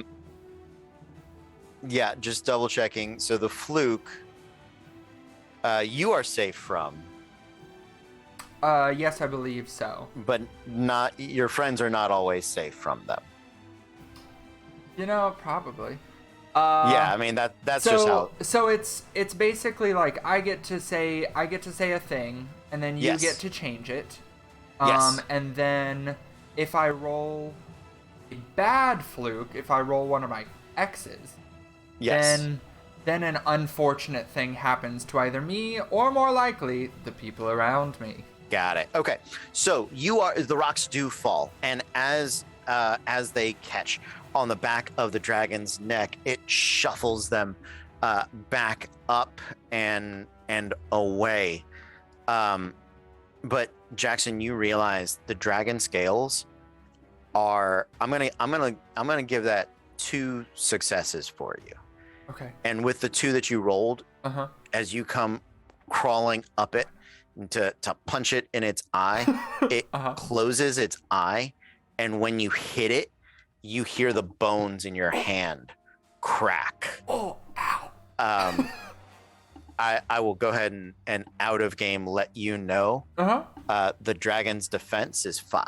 Okay, that's fine. That's doable for Jackson. It is. It is doable. I will also let you know that the dragons here do have a weakness. If you discover the weakness, you will gain advantages. Good to and know. The advantages are probably what will help you outroll Yeah. the defense of 5. That makes right? sense. That's the thing. Good to know. After Jackson goes, the dragon is going to just smash you into the ceiling on its head because it doesn't have a problem with doing that. Yeah. I definitely have a very high defense. So that is 1, 2, 3, 4, 5 successes. So I have a defense of 1, so it hits me for 4, which takes out all of my guard. Okay. But that's it. Just your guard. Just you my are guard. okay. Just my guard. Now it's just my 2 HP standing between me And just and death. on my part, to be clear with this, when I took 1 wound, that's 1 health, like 1 hit point gone. Right? Yes, I will say you have recovered your guard. I will give you back your guard, but you have 1 less health, 1 less wound. Okay. After Jackson is Lauren. She's gonna freak out, and the last time she saw a dragon with a horde, it was Smaug. Yeah. So she's gonna start sprinting towards the dragon to see if he has, like Smaug does, a missing scale on his ribcage. Okay. Yeah, make me a wisdom check, and I'll give you an advantage because you are a vigilance knight. Are you dicking me? I got a crit fail and a 5, so I got a 1 and a 5. Okay, so it's not a crit fail. So it doesn't crit fail unless the whole thing fails. I mean, okay. Right. Okay. I'm letting you know. Yeah. Sorry. No, it's a weird system. Like it's odd. So that's why I'm referencing. So you got a 5. I will let you know it does not have a its scales are solid. Okay. It is not on its underbelly or on its outer back.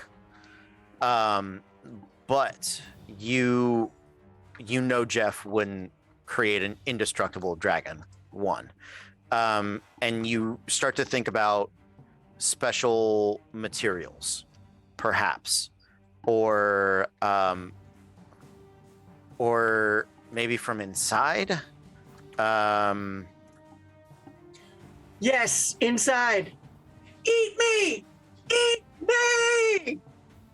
Okay. I'll take your movement, and if you want to make a charisma check to try to catch its attention. To get Et.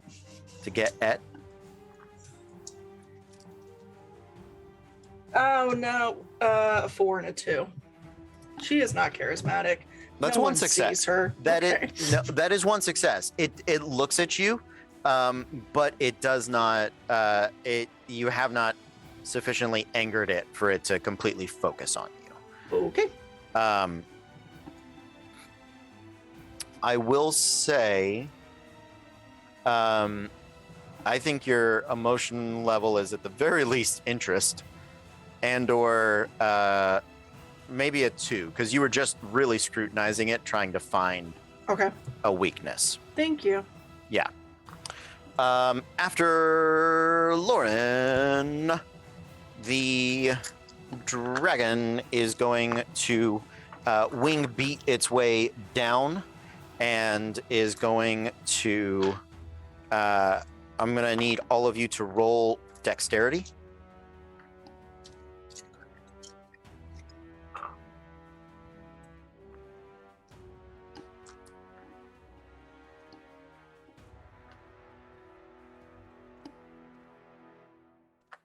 Okay, so those of you that have 2 successes, you're good. Those of you that had 1 success, the dragon gets 1 advantage against you if and when it attacks you, or you have 1 disadvantage the next time you attempt to do something against it. Okay, cool. After Lauren, Allison.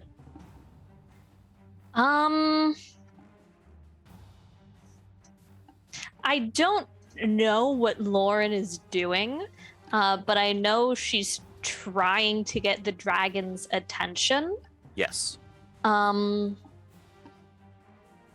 So I would like to call upon the Lord of Luminescence and ask him to make her armor, because you are wearing armor, right? Make her armor shine. Okay. So I want to make her like light up. Okay. Why don't you roll me a wisdom check and throw your d12 on there?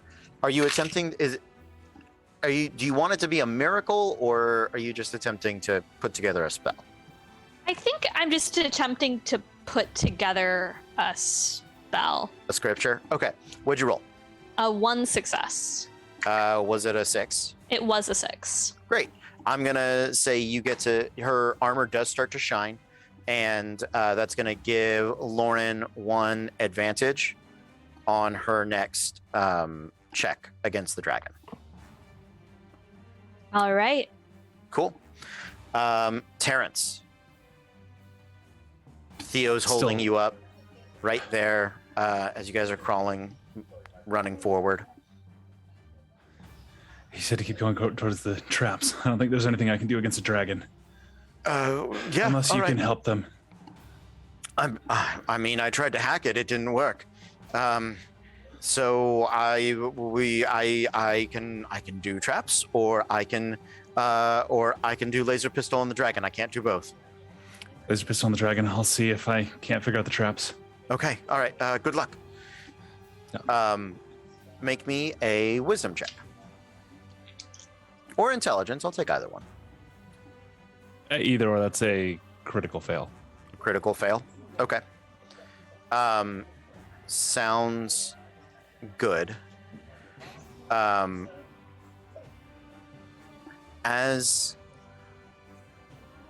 you bend down to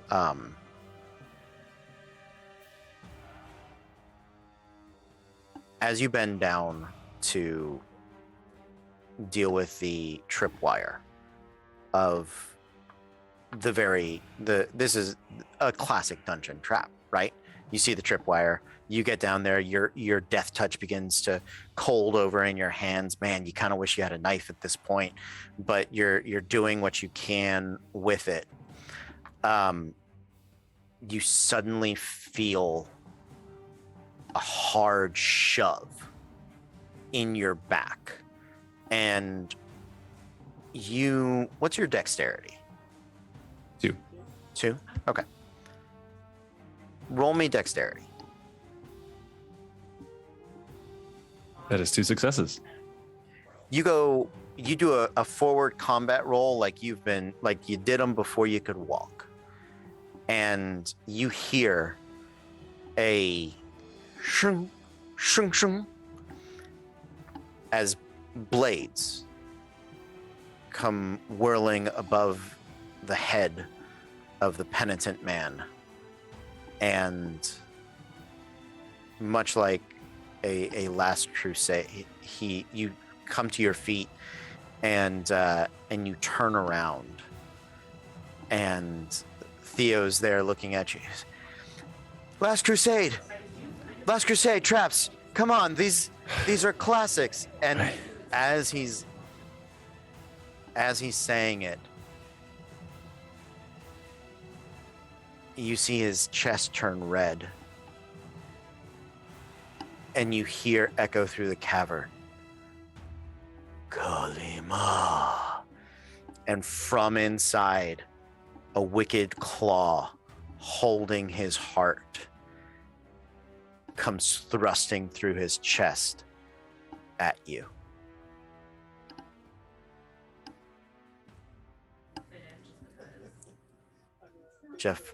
Theo looks down and looks at you Theo, and then slides with a sickening off of the arm onto the ground. let's try to catch him. Jackson, you're up.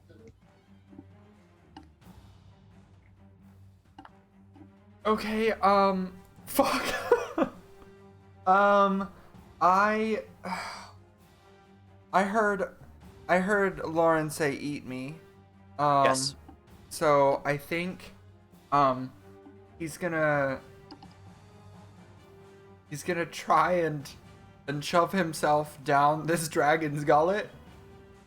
Okay. Like swing around and like dive in feet first. Like he's going down Yeah. a slide, if possible. Okay. Yeah. Oh God, to try and punch it from the inside or something. Yeah. Well, let's I start don't with a know. dexterity check to Yeah, see no, you no, absolutely, slide yeah. slide down this thing. I'm gonna say that is full. Yeah, that's definitely foolish, for sure. Okay, so I really hope that more of these explode. Only one of those was a 6. When you get a fluke, Yes. do you remove all of the O's? So whenever you get a fluke, you remove all but one, All but one. and then That's you what I add a thought. Okay. cross. I wasn't sure if you only removed one or if you added all but one. Yeah, Okay, you cool. you Keep going. remove all but one and then add a cross, and then the same thing happens in the inverse. Got it. Yep. Like if you get a cross, then you remove all of the Yep. crosses. Okay, so I got 1, 2, 3, 4, 5 successes Yeah. because Okay. three of them exploded. That's the Yeah. only way I got there. Yeah, absolutely. You can go sliding down its gullet.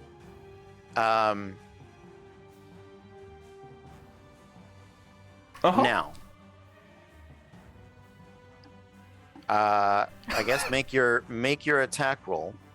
Okay. I will also remind you that if all else fails, If all else fails, yes. We'll see what happens. Okay. We'll see what happens with this stomach punch, I guess. okay, let's see it. Okay. Oh, okay. One of those exploded. That one also exploded. That one did not. But that is 1, 2, 3, 4, 5, 6, 7 successes. Okay. Yes, the dragon takes. It loses 2 of its guard. And that's a 4. I put that circle. I put that fluke on a 4.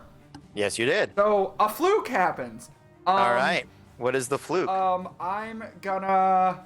Might I suggest that it spits you up, because if you spend any amount of time in here, that was what I was gonna do. I was gonna as he slides down, Yeah. he's gonna see the uvula, Mm-hmm. grab it, and then punch a couple times, and then tug it like a rope to like Yeah. bring me back up, and then Yeah. put me out. And it does. After you speed bag the uvula, the dragon just sort of.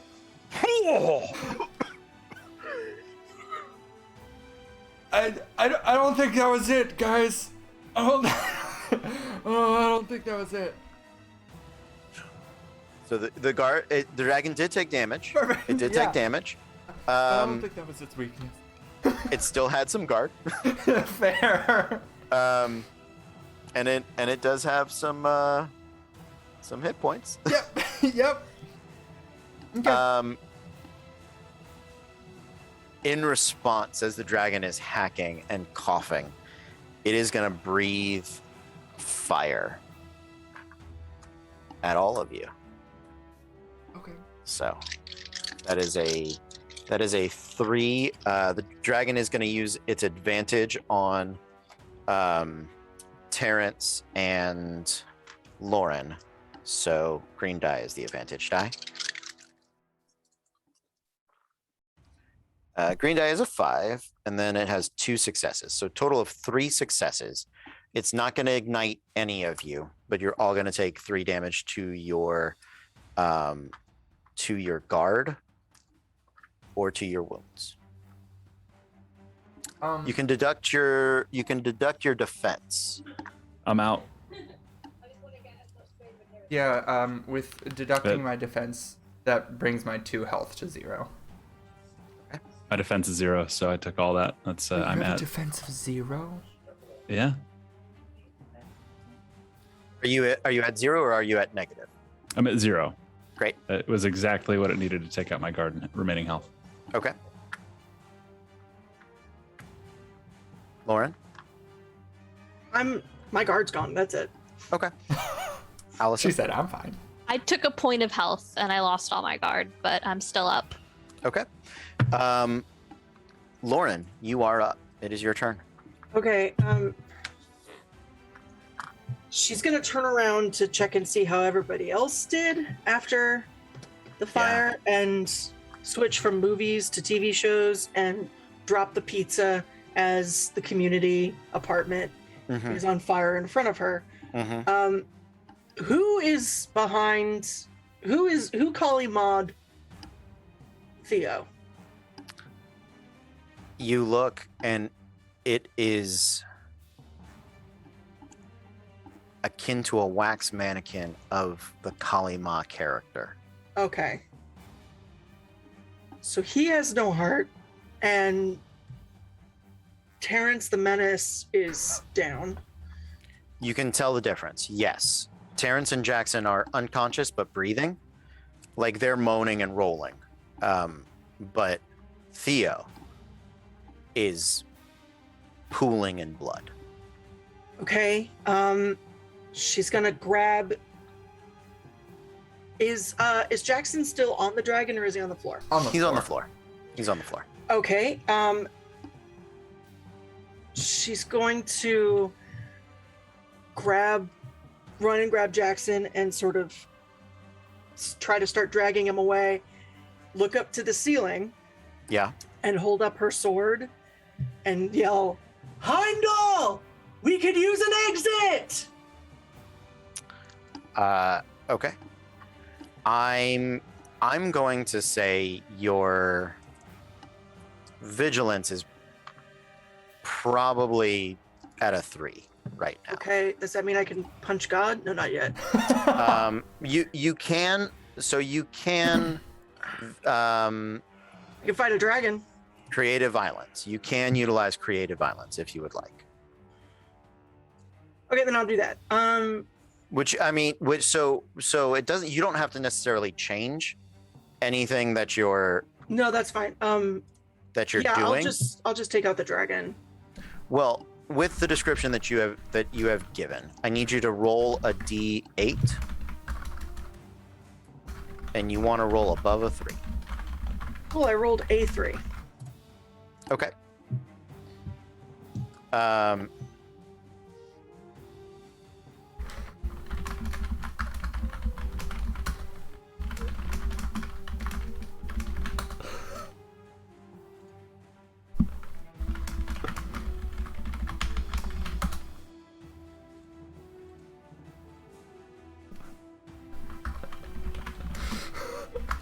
Great. Your vigilance scale reduces back down to 0 as the Bifrost Bridge, the Rainbow Bridge, crashes through the mountain. The rock slide falling onto the dragon, while probably doesn't kill it, definitely incapacitates it. But the light encompasses you, Jackson. It begins to spread over Allison, Terrence, and Theo. And you all are rushed, screaming, your molecules tearing into the sky and then back to the ground. your sword smoking like so many Chris Hemsworths.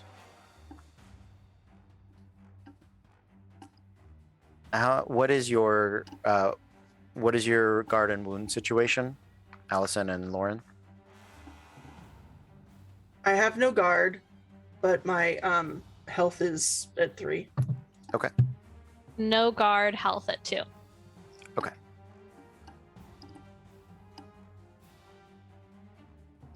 Lauren, the exhaustion of doing this forces you to pass out. Allison, you look around, and instead of the dangers of the mountain fortress that you were just in, you find yourself in a peaceful, quiet glade. The ground etched with runes. Your friends, most of them unconscious. But Theo's blood continues to fill those etchings, tracing their way through the pattern.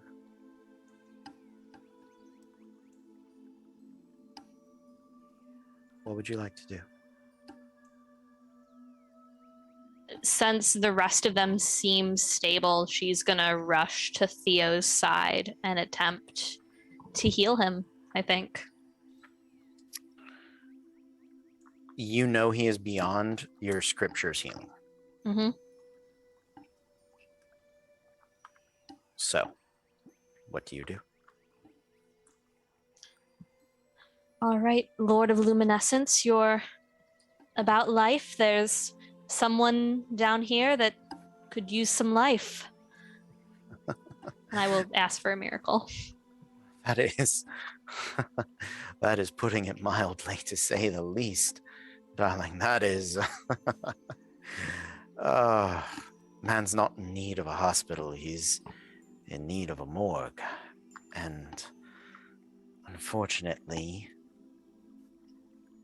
that belongs to, I would like you, Nick/Allison, to name. Oh, you did. I named them all. I had Great, fun. good. That's what I needed. Yeah, thank you. Unfortunately, that domain belongs to Grim. I can't help you with that. But your other friends are not beyond my reach. If you're willing to make such a deal. 3 friends, 3 lives, 3 debts. What about 2 debts and I stop calling you the Lord of Luminescence? We pick a different name for you, one more regal. Deal. All right. Any just pick again? Just pick again. All right. Well, Apolonius, nice to meet you. Please heal my friends. Godbinder, it is my pleasure. Through the canopy of the trees, beams of light begin to cascade and break apart as they seemingly refract over nothing but the spiraling rainbow, the myriad of colors, creeps across each of your friends.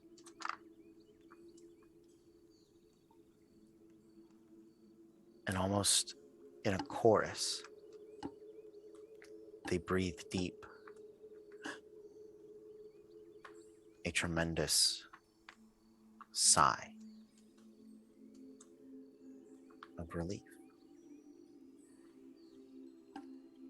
Allison, as you look over, you see them begin to stir. Your heart lightened for sure. And you think for a moment that Theo, was he moving? He wasn't part of the deal, but maybe it's a bonus for naming Apollonius something more appropriate. And you creep over to check on him. The cyberpunk leather jacket lined in neon that glows at the seams and sheds light over his body. They're dim, but you think they're starting to light up again. And the blood on the ground is soaked in. It's no longer spreading or pooling. As you reach over to touch his shoulder, you shake Theo just a little bit. As you go to turn him over, the visor, techno-organic visor, the Geordie LaForge, but digital and cooler, he called it, has replaced his eyes, fused to his skin in a metallic purple and blue. He comes rolling and slashing at you, but Terrence, you'd been awake just long enough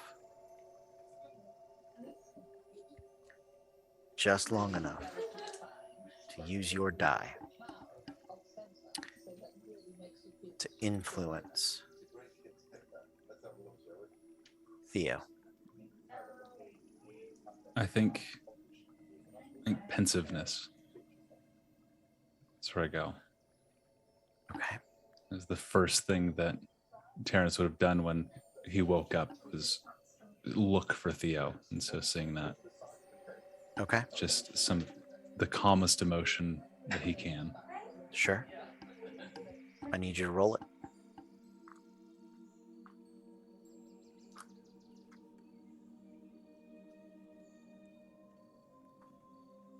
That is 5 successes. Okay. So what was on the D4?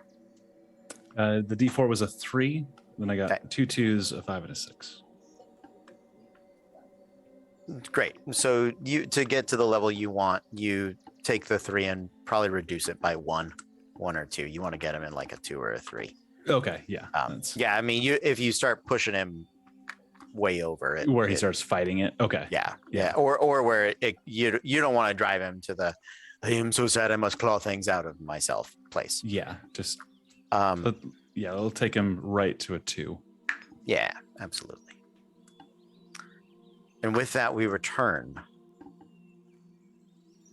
from that memory back to the battle. In this moment, Theo has gone full fallen. And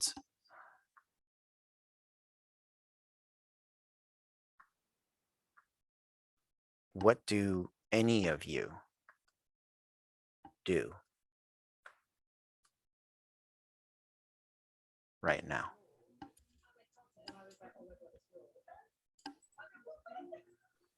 In the midst of everything, everything around us, I think Terrence just, Theo, I'm so sorry. I shouldn't have let go of you. And just knowing that Theo can't hear him from however far away he is, but he's like just kind of crying and just walking towards him, just apologizing, just slowly. To the rest of you, it looks like while the rest of the fallen are succumbing both to your attacks, to the terrible emotional state spreading throughout them, to all of these other things, Theo is full fallen, and it looks like Terrence is just sacrificing his way over there. Allison, Lauren, Matt, Jackson, anything you would like to do? Yeah. So when Theo went full fallen, did he? Yeah. He's still just like normal Theo-sized Theo, right? So, yes, it has been a day. You know that the fallen can, the stronger fallen can adjust their body in interesting ways, not necessarily at will, but it's a little bit of like a combat form. You also know that the fallen lose access to all of their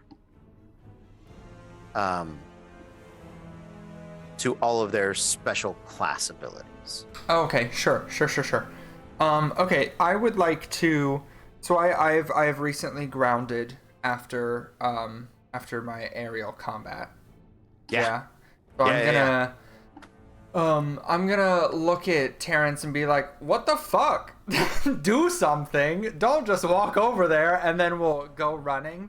And would like to tackle Theo to the ground and like just vice grip him. Just try and grapple him, basically. Okay. And just to clarify from my perspective, that's the loathing is like from when I originally used it is like spreading to the other fallen. Right? Yeah, that is my because you hit an 8. That is my GM way of letting you guys focus on Theo as a problem and not them. Sure. And also, do we have all of our HP and guard back? This is days later. Yes, you Okay, did. thank you. And you had recovered all of that from the miracle that Apollonius had bestowed upon you, but this is days later. Yes. Okay. Perfect. I think it's like maybe 24 to 36 hours later. Oh, okay. Cool. I don't think Theo's been fallen that long. Sure. And I think this is kind of the first fight you guys have probably had since then. Then. Gotcha. Okay. I want to go tackle him and try and just hold him down, essentially, because I don't know if Jackson is necessarily on the let's kill Theo forever train yet, but is more like let's figure out how we can get him back to being docile fallen Theo instead of angry attack Theo. So let's see. I will just roll these dexterity because I'm no weapons. Yeah. Or should I do strength? I'll let you do it. Go for it. Cool. Okay, so that is 2 successes because it wasn't anything crazy, so I didn't do my full die, but it was 2 successes. I'm gonna give you the full die because you are running at. I mean, fair enough. You are. The Fallen's primary weapon are their claws. You have fought them long enough that you know being hit by them poisons you. Oh, good. And drains your life every round. Lit. All right. Cool. Yeah. Being in arm's reach of a Fallen that is bestial is dumb. Cool. Sounds right. So I have 3 successes. 3 successes. Okay. Theo's gonna roll just a opposed dex check because that's it. 2 successes. So you do pin him. Oh yeah. You pin him, and you're gonna grant whoever does something against Theo next an advantage. Cool. Sounds good. Okay. Allison or Lauren, is there anything you guys would like to do? Yeah. She's gonna start shaking and drop to her knees and just say, Jeff, I can't watch anymore. Please, Jeff, I'm not asking you to cheat, and I'm not asking you to fudge any rolls. We need an NPC or something, please. I can't watch them anymore. And that's it. make a charisma check.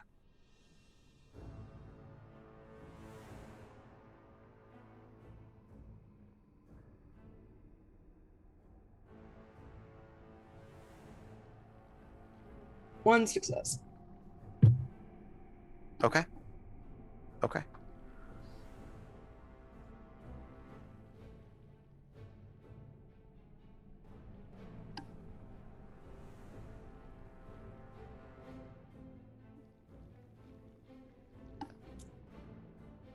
You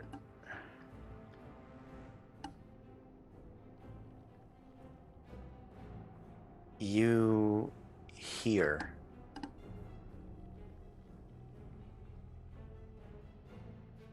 it was never supposed to be like this. I'm working on something. I'm working on it. Please just I'm trying to fix it. Just hold him down. Then can I use my movement to help him pin Theo? Yeah. Go ahead. He's going specifically for the hands to make sure they're not gonna. Cool. Make a strength check with advantage. So roll an extra die. Keep rolling these same dice. My God. Okay. Because those were worse. 4, 3, and a 2. So one success. Okay. Yeah. So you're gonna continue to provide somebody else advantage. Yeah. Great. Allison, anything in specific you are doing? I think Allison's gonna run to them as well, but instead of grabbing Theo, I think she's gonna grab Terrence. Okay. I don't think it's a restrain so much as she is just gonna come up and hug him. I don't know if he's gonna hurt Theo or himself. But I think just in the battle, she's just gonna rush over and embrace Terrence. Okay. You can make either a strength or a charisma check. They're the same thing for me. Motivation matters. Yeah. Charisma. Okay. I think she's not trying to overpower him. Yeah. 1 success. Terrence, I'm gonna say that any self-destructive or group destructive actions you take next is gonna have a disadvantage. Okay. What are you doing? Remind me, just how many fallen are around us, like in this battle? I'm gonna say at this point it's been maybe 20 seconds and they are not a threat. I'm just curious how many in general, because it's In general, a 6. Okay, because 3 on the ground, 3 that had been flying, and I'd say 2 of those are done, so 4. Okay, because, and I understand that if I use my die, the loathing effect falls off of them, right? Yes, it will fall off of them, but I what I'm saying is that they are currently incapacitated. Okay.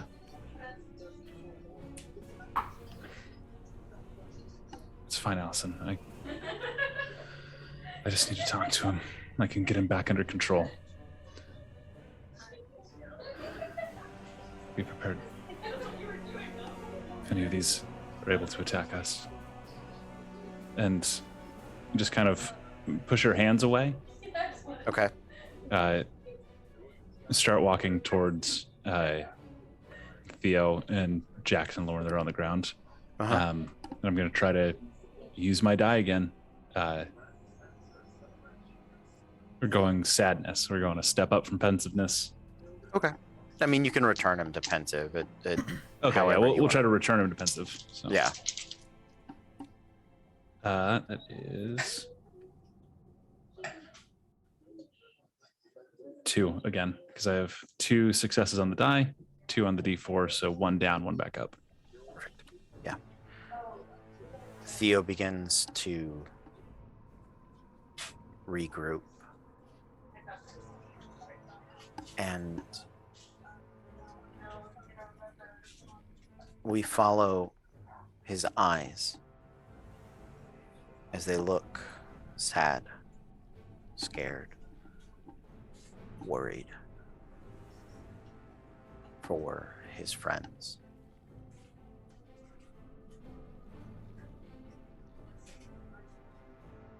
And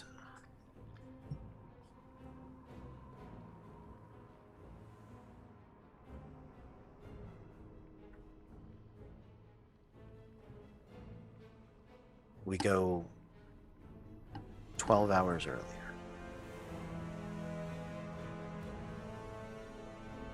To the group sitting around a campfire in the early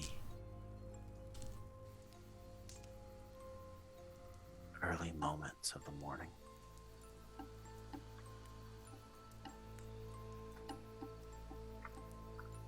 Theo pokes and prods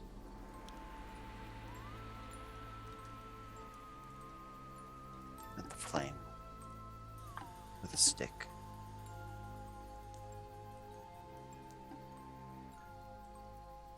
Been reduced to a stick. He doesn't know if any of you are awake, if any of you could sleep. But he's there.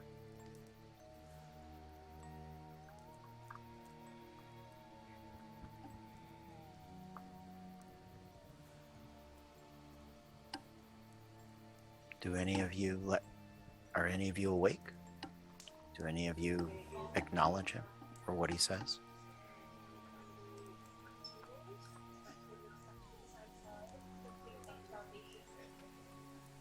You're not reduced. Not to anything.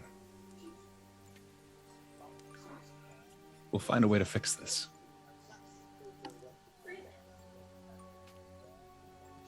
You don't want that. You don't want me to fix it. There's a way, but it's not worth it. It's absolutely worth it. Theo, that's... You know what the Fallen are?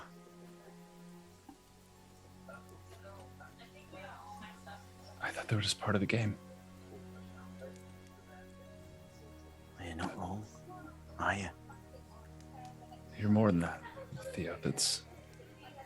Oh, I was. And we're all just part of the game.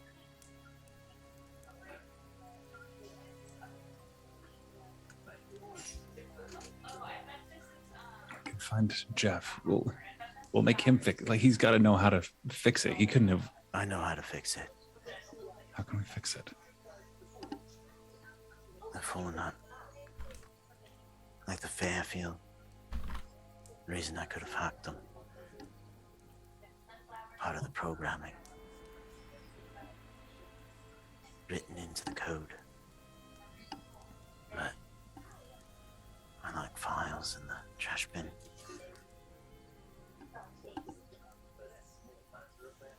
But being here, peeking behind the matrix, I know. That's why I'm so hungry. That's why I'm so hungry. That's why it hurts.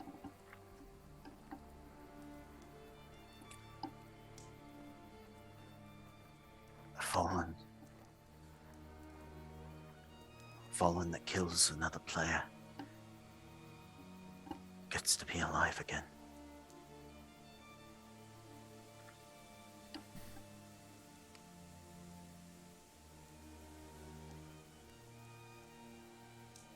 That's why that's why they all go bestial whenever a player's nearby. That's when it hurts. That's when you remember what you were. That's when you remember what you could be again.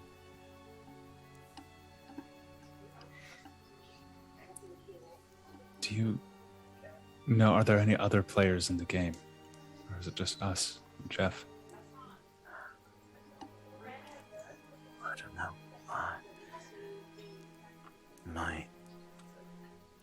My gut tells me the gods might know. I know that there are others. There are players before. I mean, clearly, hundreds of them. I've seen them everywhere. That's why the Fallen. And that's why we. It's okay, I've got you. I've got you. Within us. And his claws begin to kind of dig into his chest. And he begins to tear the ribs apart until the fair gold falls out of him. And it clangs across a dirt floor like a metal penny on a tin roof.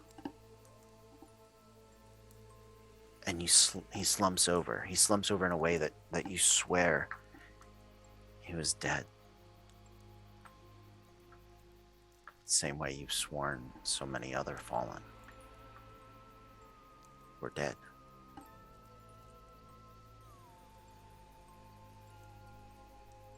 Until the air hits his lungs.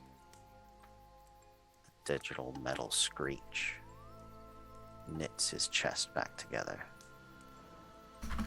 He rolls over, flopping onto his back.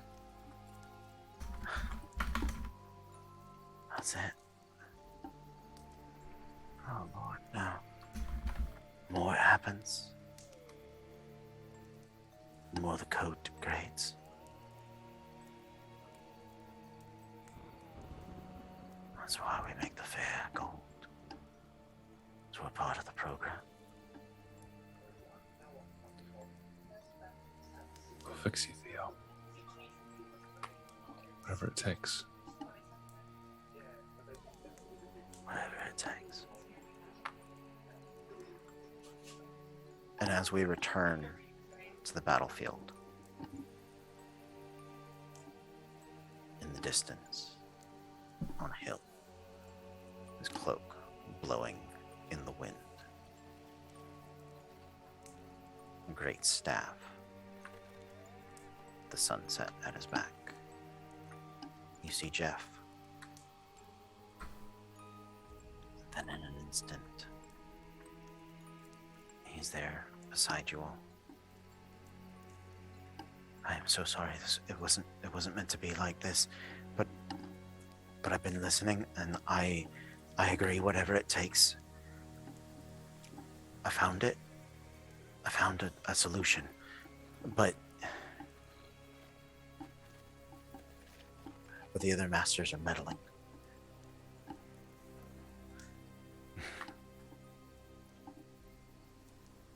All the different regions can have players, I think. I don't know. But we have you. You are the players, and players have agency here. We have agency here.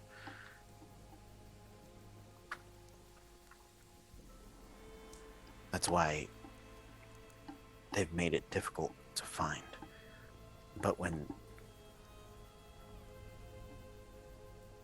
Theo fell, his die went to someone else. And they're here, and I've made a deal with some of the other masters to get them, to bring them here, so we can give it back to Theo. But we have to know right now, whatever it takes, because that's what it's gonna take. Whatever it takes. Any masters that meddle and get in our way, we'll kill them.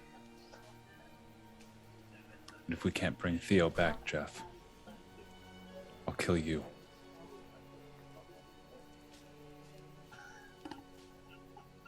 if you want to help Theo, you better let him do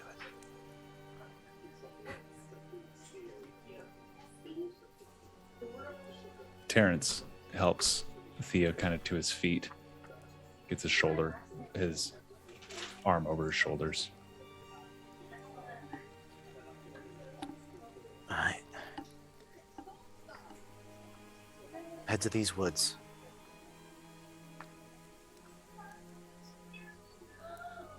I'm gonna make sure the masters are keeping their end of the bargain.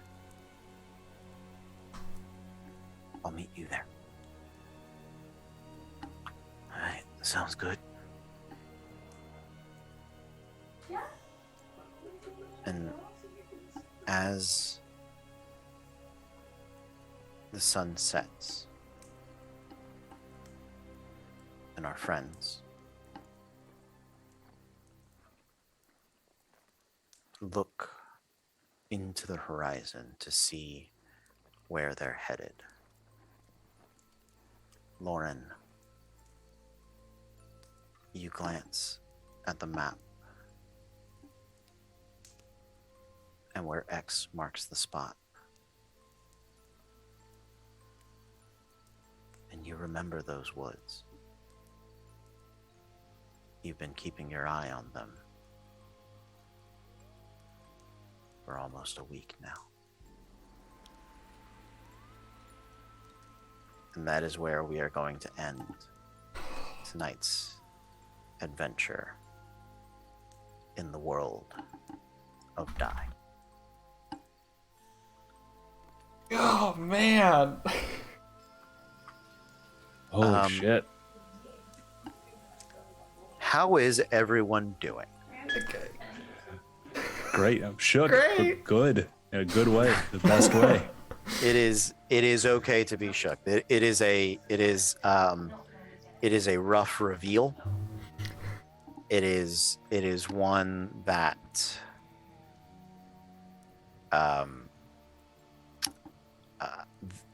it is one that I did not expect to do this way.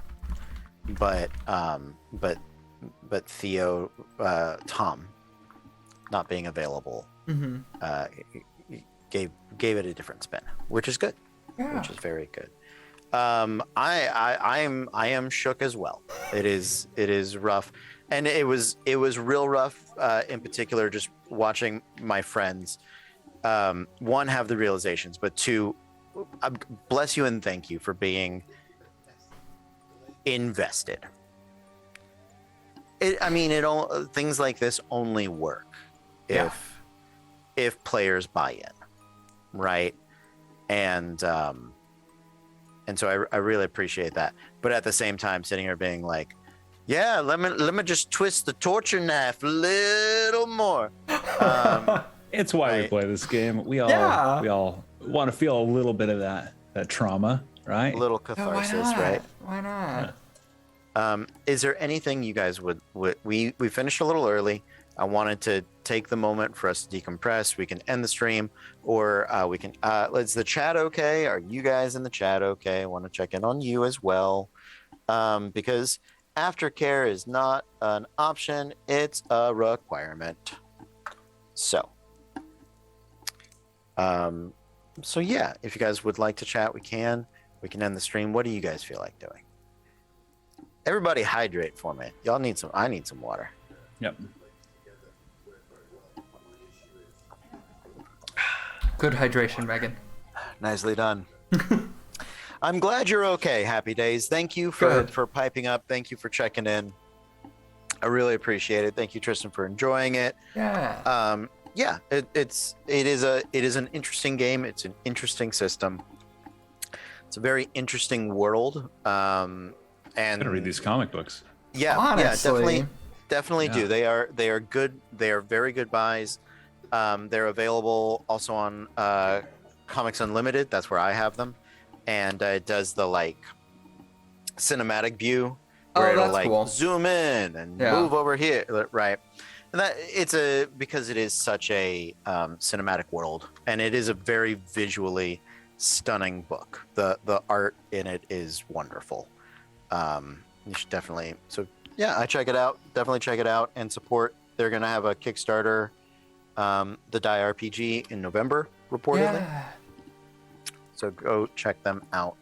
I am curious to see what the full system looks like and if it can be more than the prescribed game, right? Yeah, I'm really interested in the in specific the partially because lizard brain number go up.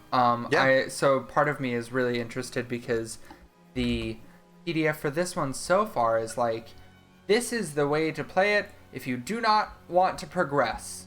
There is no progressing with these classes. Here it is. And so I'm interested to see they do. I have in fact been using a little bit of progression. Oh, okay. It is in document 1.3. Ooh. If you want to go in there, and that's why the so you guys are going to level up here. I started you at level 2. You got a level last. Should have leveled last week, but whatever. You're going to level. Oh no, this is second week. Yeah. So you're gonna level now. So the dictator gets a third emotion for the palette. Godbinder would get a new god or a level in a god if it's going to be a longer thing. The fool gets a second fluke, but because we're limited, I'll probably give you Fool's Rush In, which is the ability for that. The Emotion Knight should have a second venting ability, and I'd give you a second stance if you want to grab that. And the Neo gets another major gift, so they get to access something else for the gold, for the fair gold. Yeah, I've realized the Neo is very important for the flavor of it, specifically for the it's not all fantasy all the time. Oh, yeah. But yeah, thank you guys for going along with what is a admittedly odd and let's say difficult narrative style. And you guys were really amazing. You were on point, creating scenes and jumping into stuff. So bless you all. Thank you. I really can't thank you enough for being just the best players anybody could ask for. Thank you. We wouldn't be able to do it without you running the game. It was a really cool way to go about narrative style that doesn't happen very often. Obviously, that's why you were oh, thanks for doing it, but thank you for having us do it, because it was just a really neat way to, especially in D&D. Yeah. Right. You're not often so what do you set the scene as, player? That is so often just solely on the GM. And so it was it was really cool to so there are some really cool tools in this to do that, and that's where actually what had happened with you, Matthew, when I rolled that D6, and just because of what had happened with it later on, I was like, nope, we're just gonna go with what it is and keep going. Fair. Because so one of the things it recommends is that every scene moving forward, just in chronological order, you ask a player, what do you remember about the game? They tell you, you roll a d6, and if it's a 1, they're correct. Yes, it happens entirely as they remember. If it's a 2, they're 100% wrong. If it's a 3, exactly as they remember with one other element. A 4, exactly as they remember with one other element, but off. And then a 5 and 6 is add encounter to list and then use previous encounter on list if there is one. If there isn't, ask again and repeat the process. So essentially, you would be like, the woods? No, it's not now. But later on, I would be like, what? No, this is where the woods were. Yeah. Which is a weird, funky thing. And looking at that, I was like, nope, we're not, I can't. Nope, it's weird. I don't like it. And also not for the second out of 3 weeks. Yeah. And a lot of times this game is described to be done in one or two. I think the three week structure is a good version for us. So we're gonna say goodnight. Thank you guys for hanging out with us. If we have the chance to raid somebody, that'd be great. I have a raid set up. Awesome. You are the best, Matthew. Right there. We're gonna say goodnight. We will see you guys next time, but until then, be cool.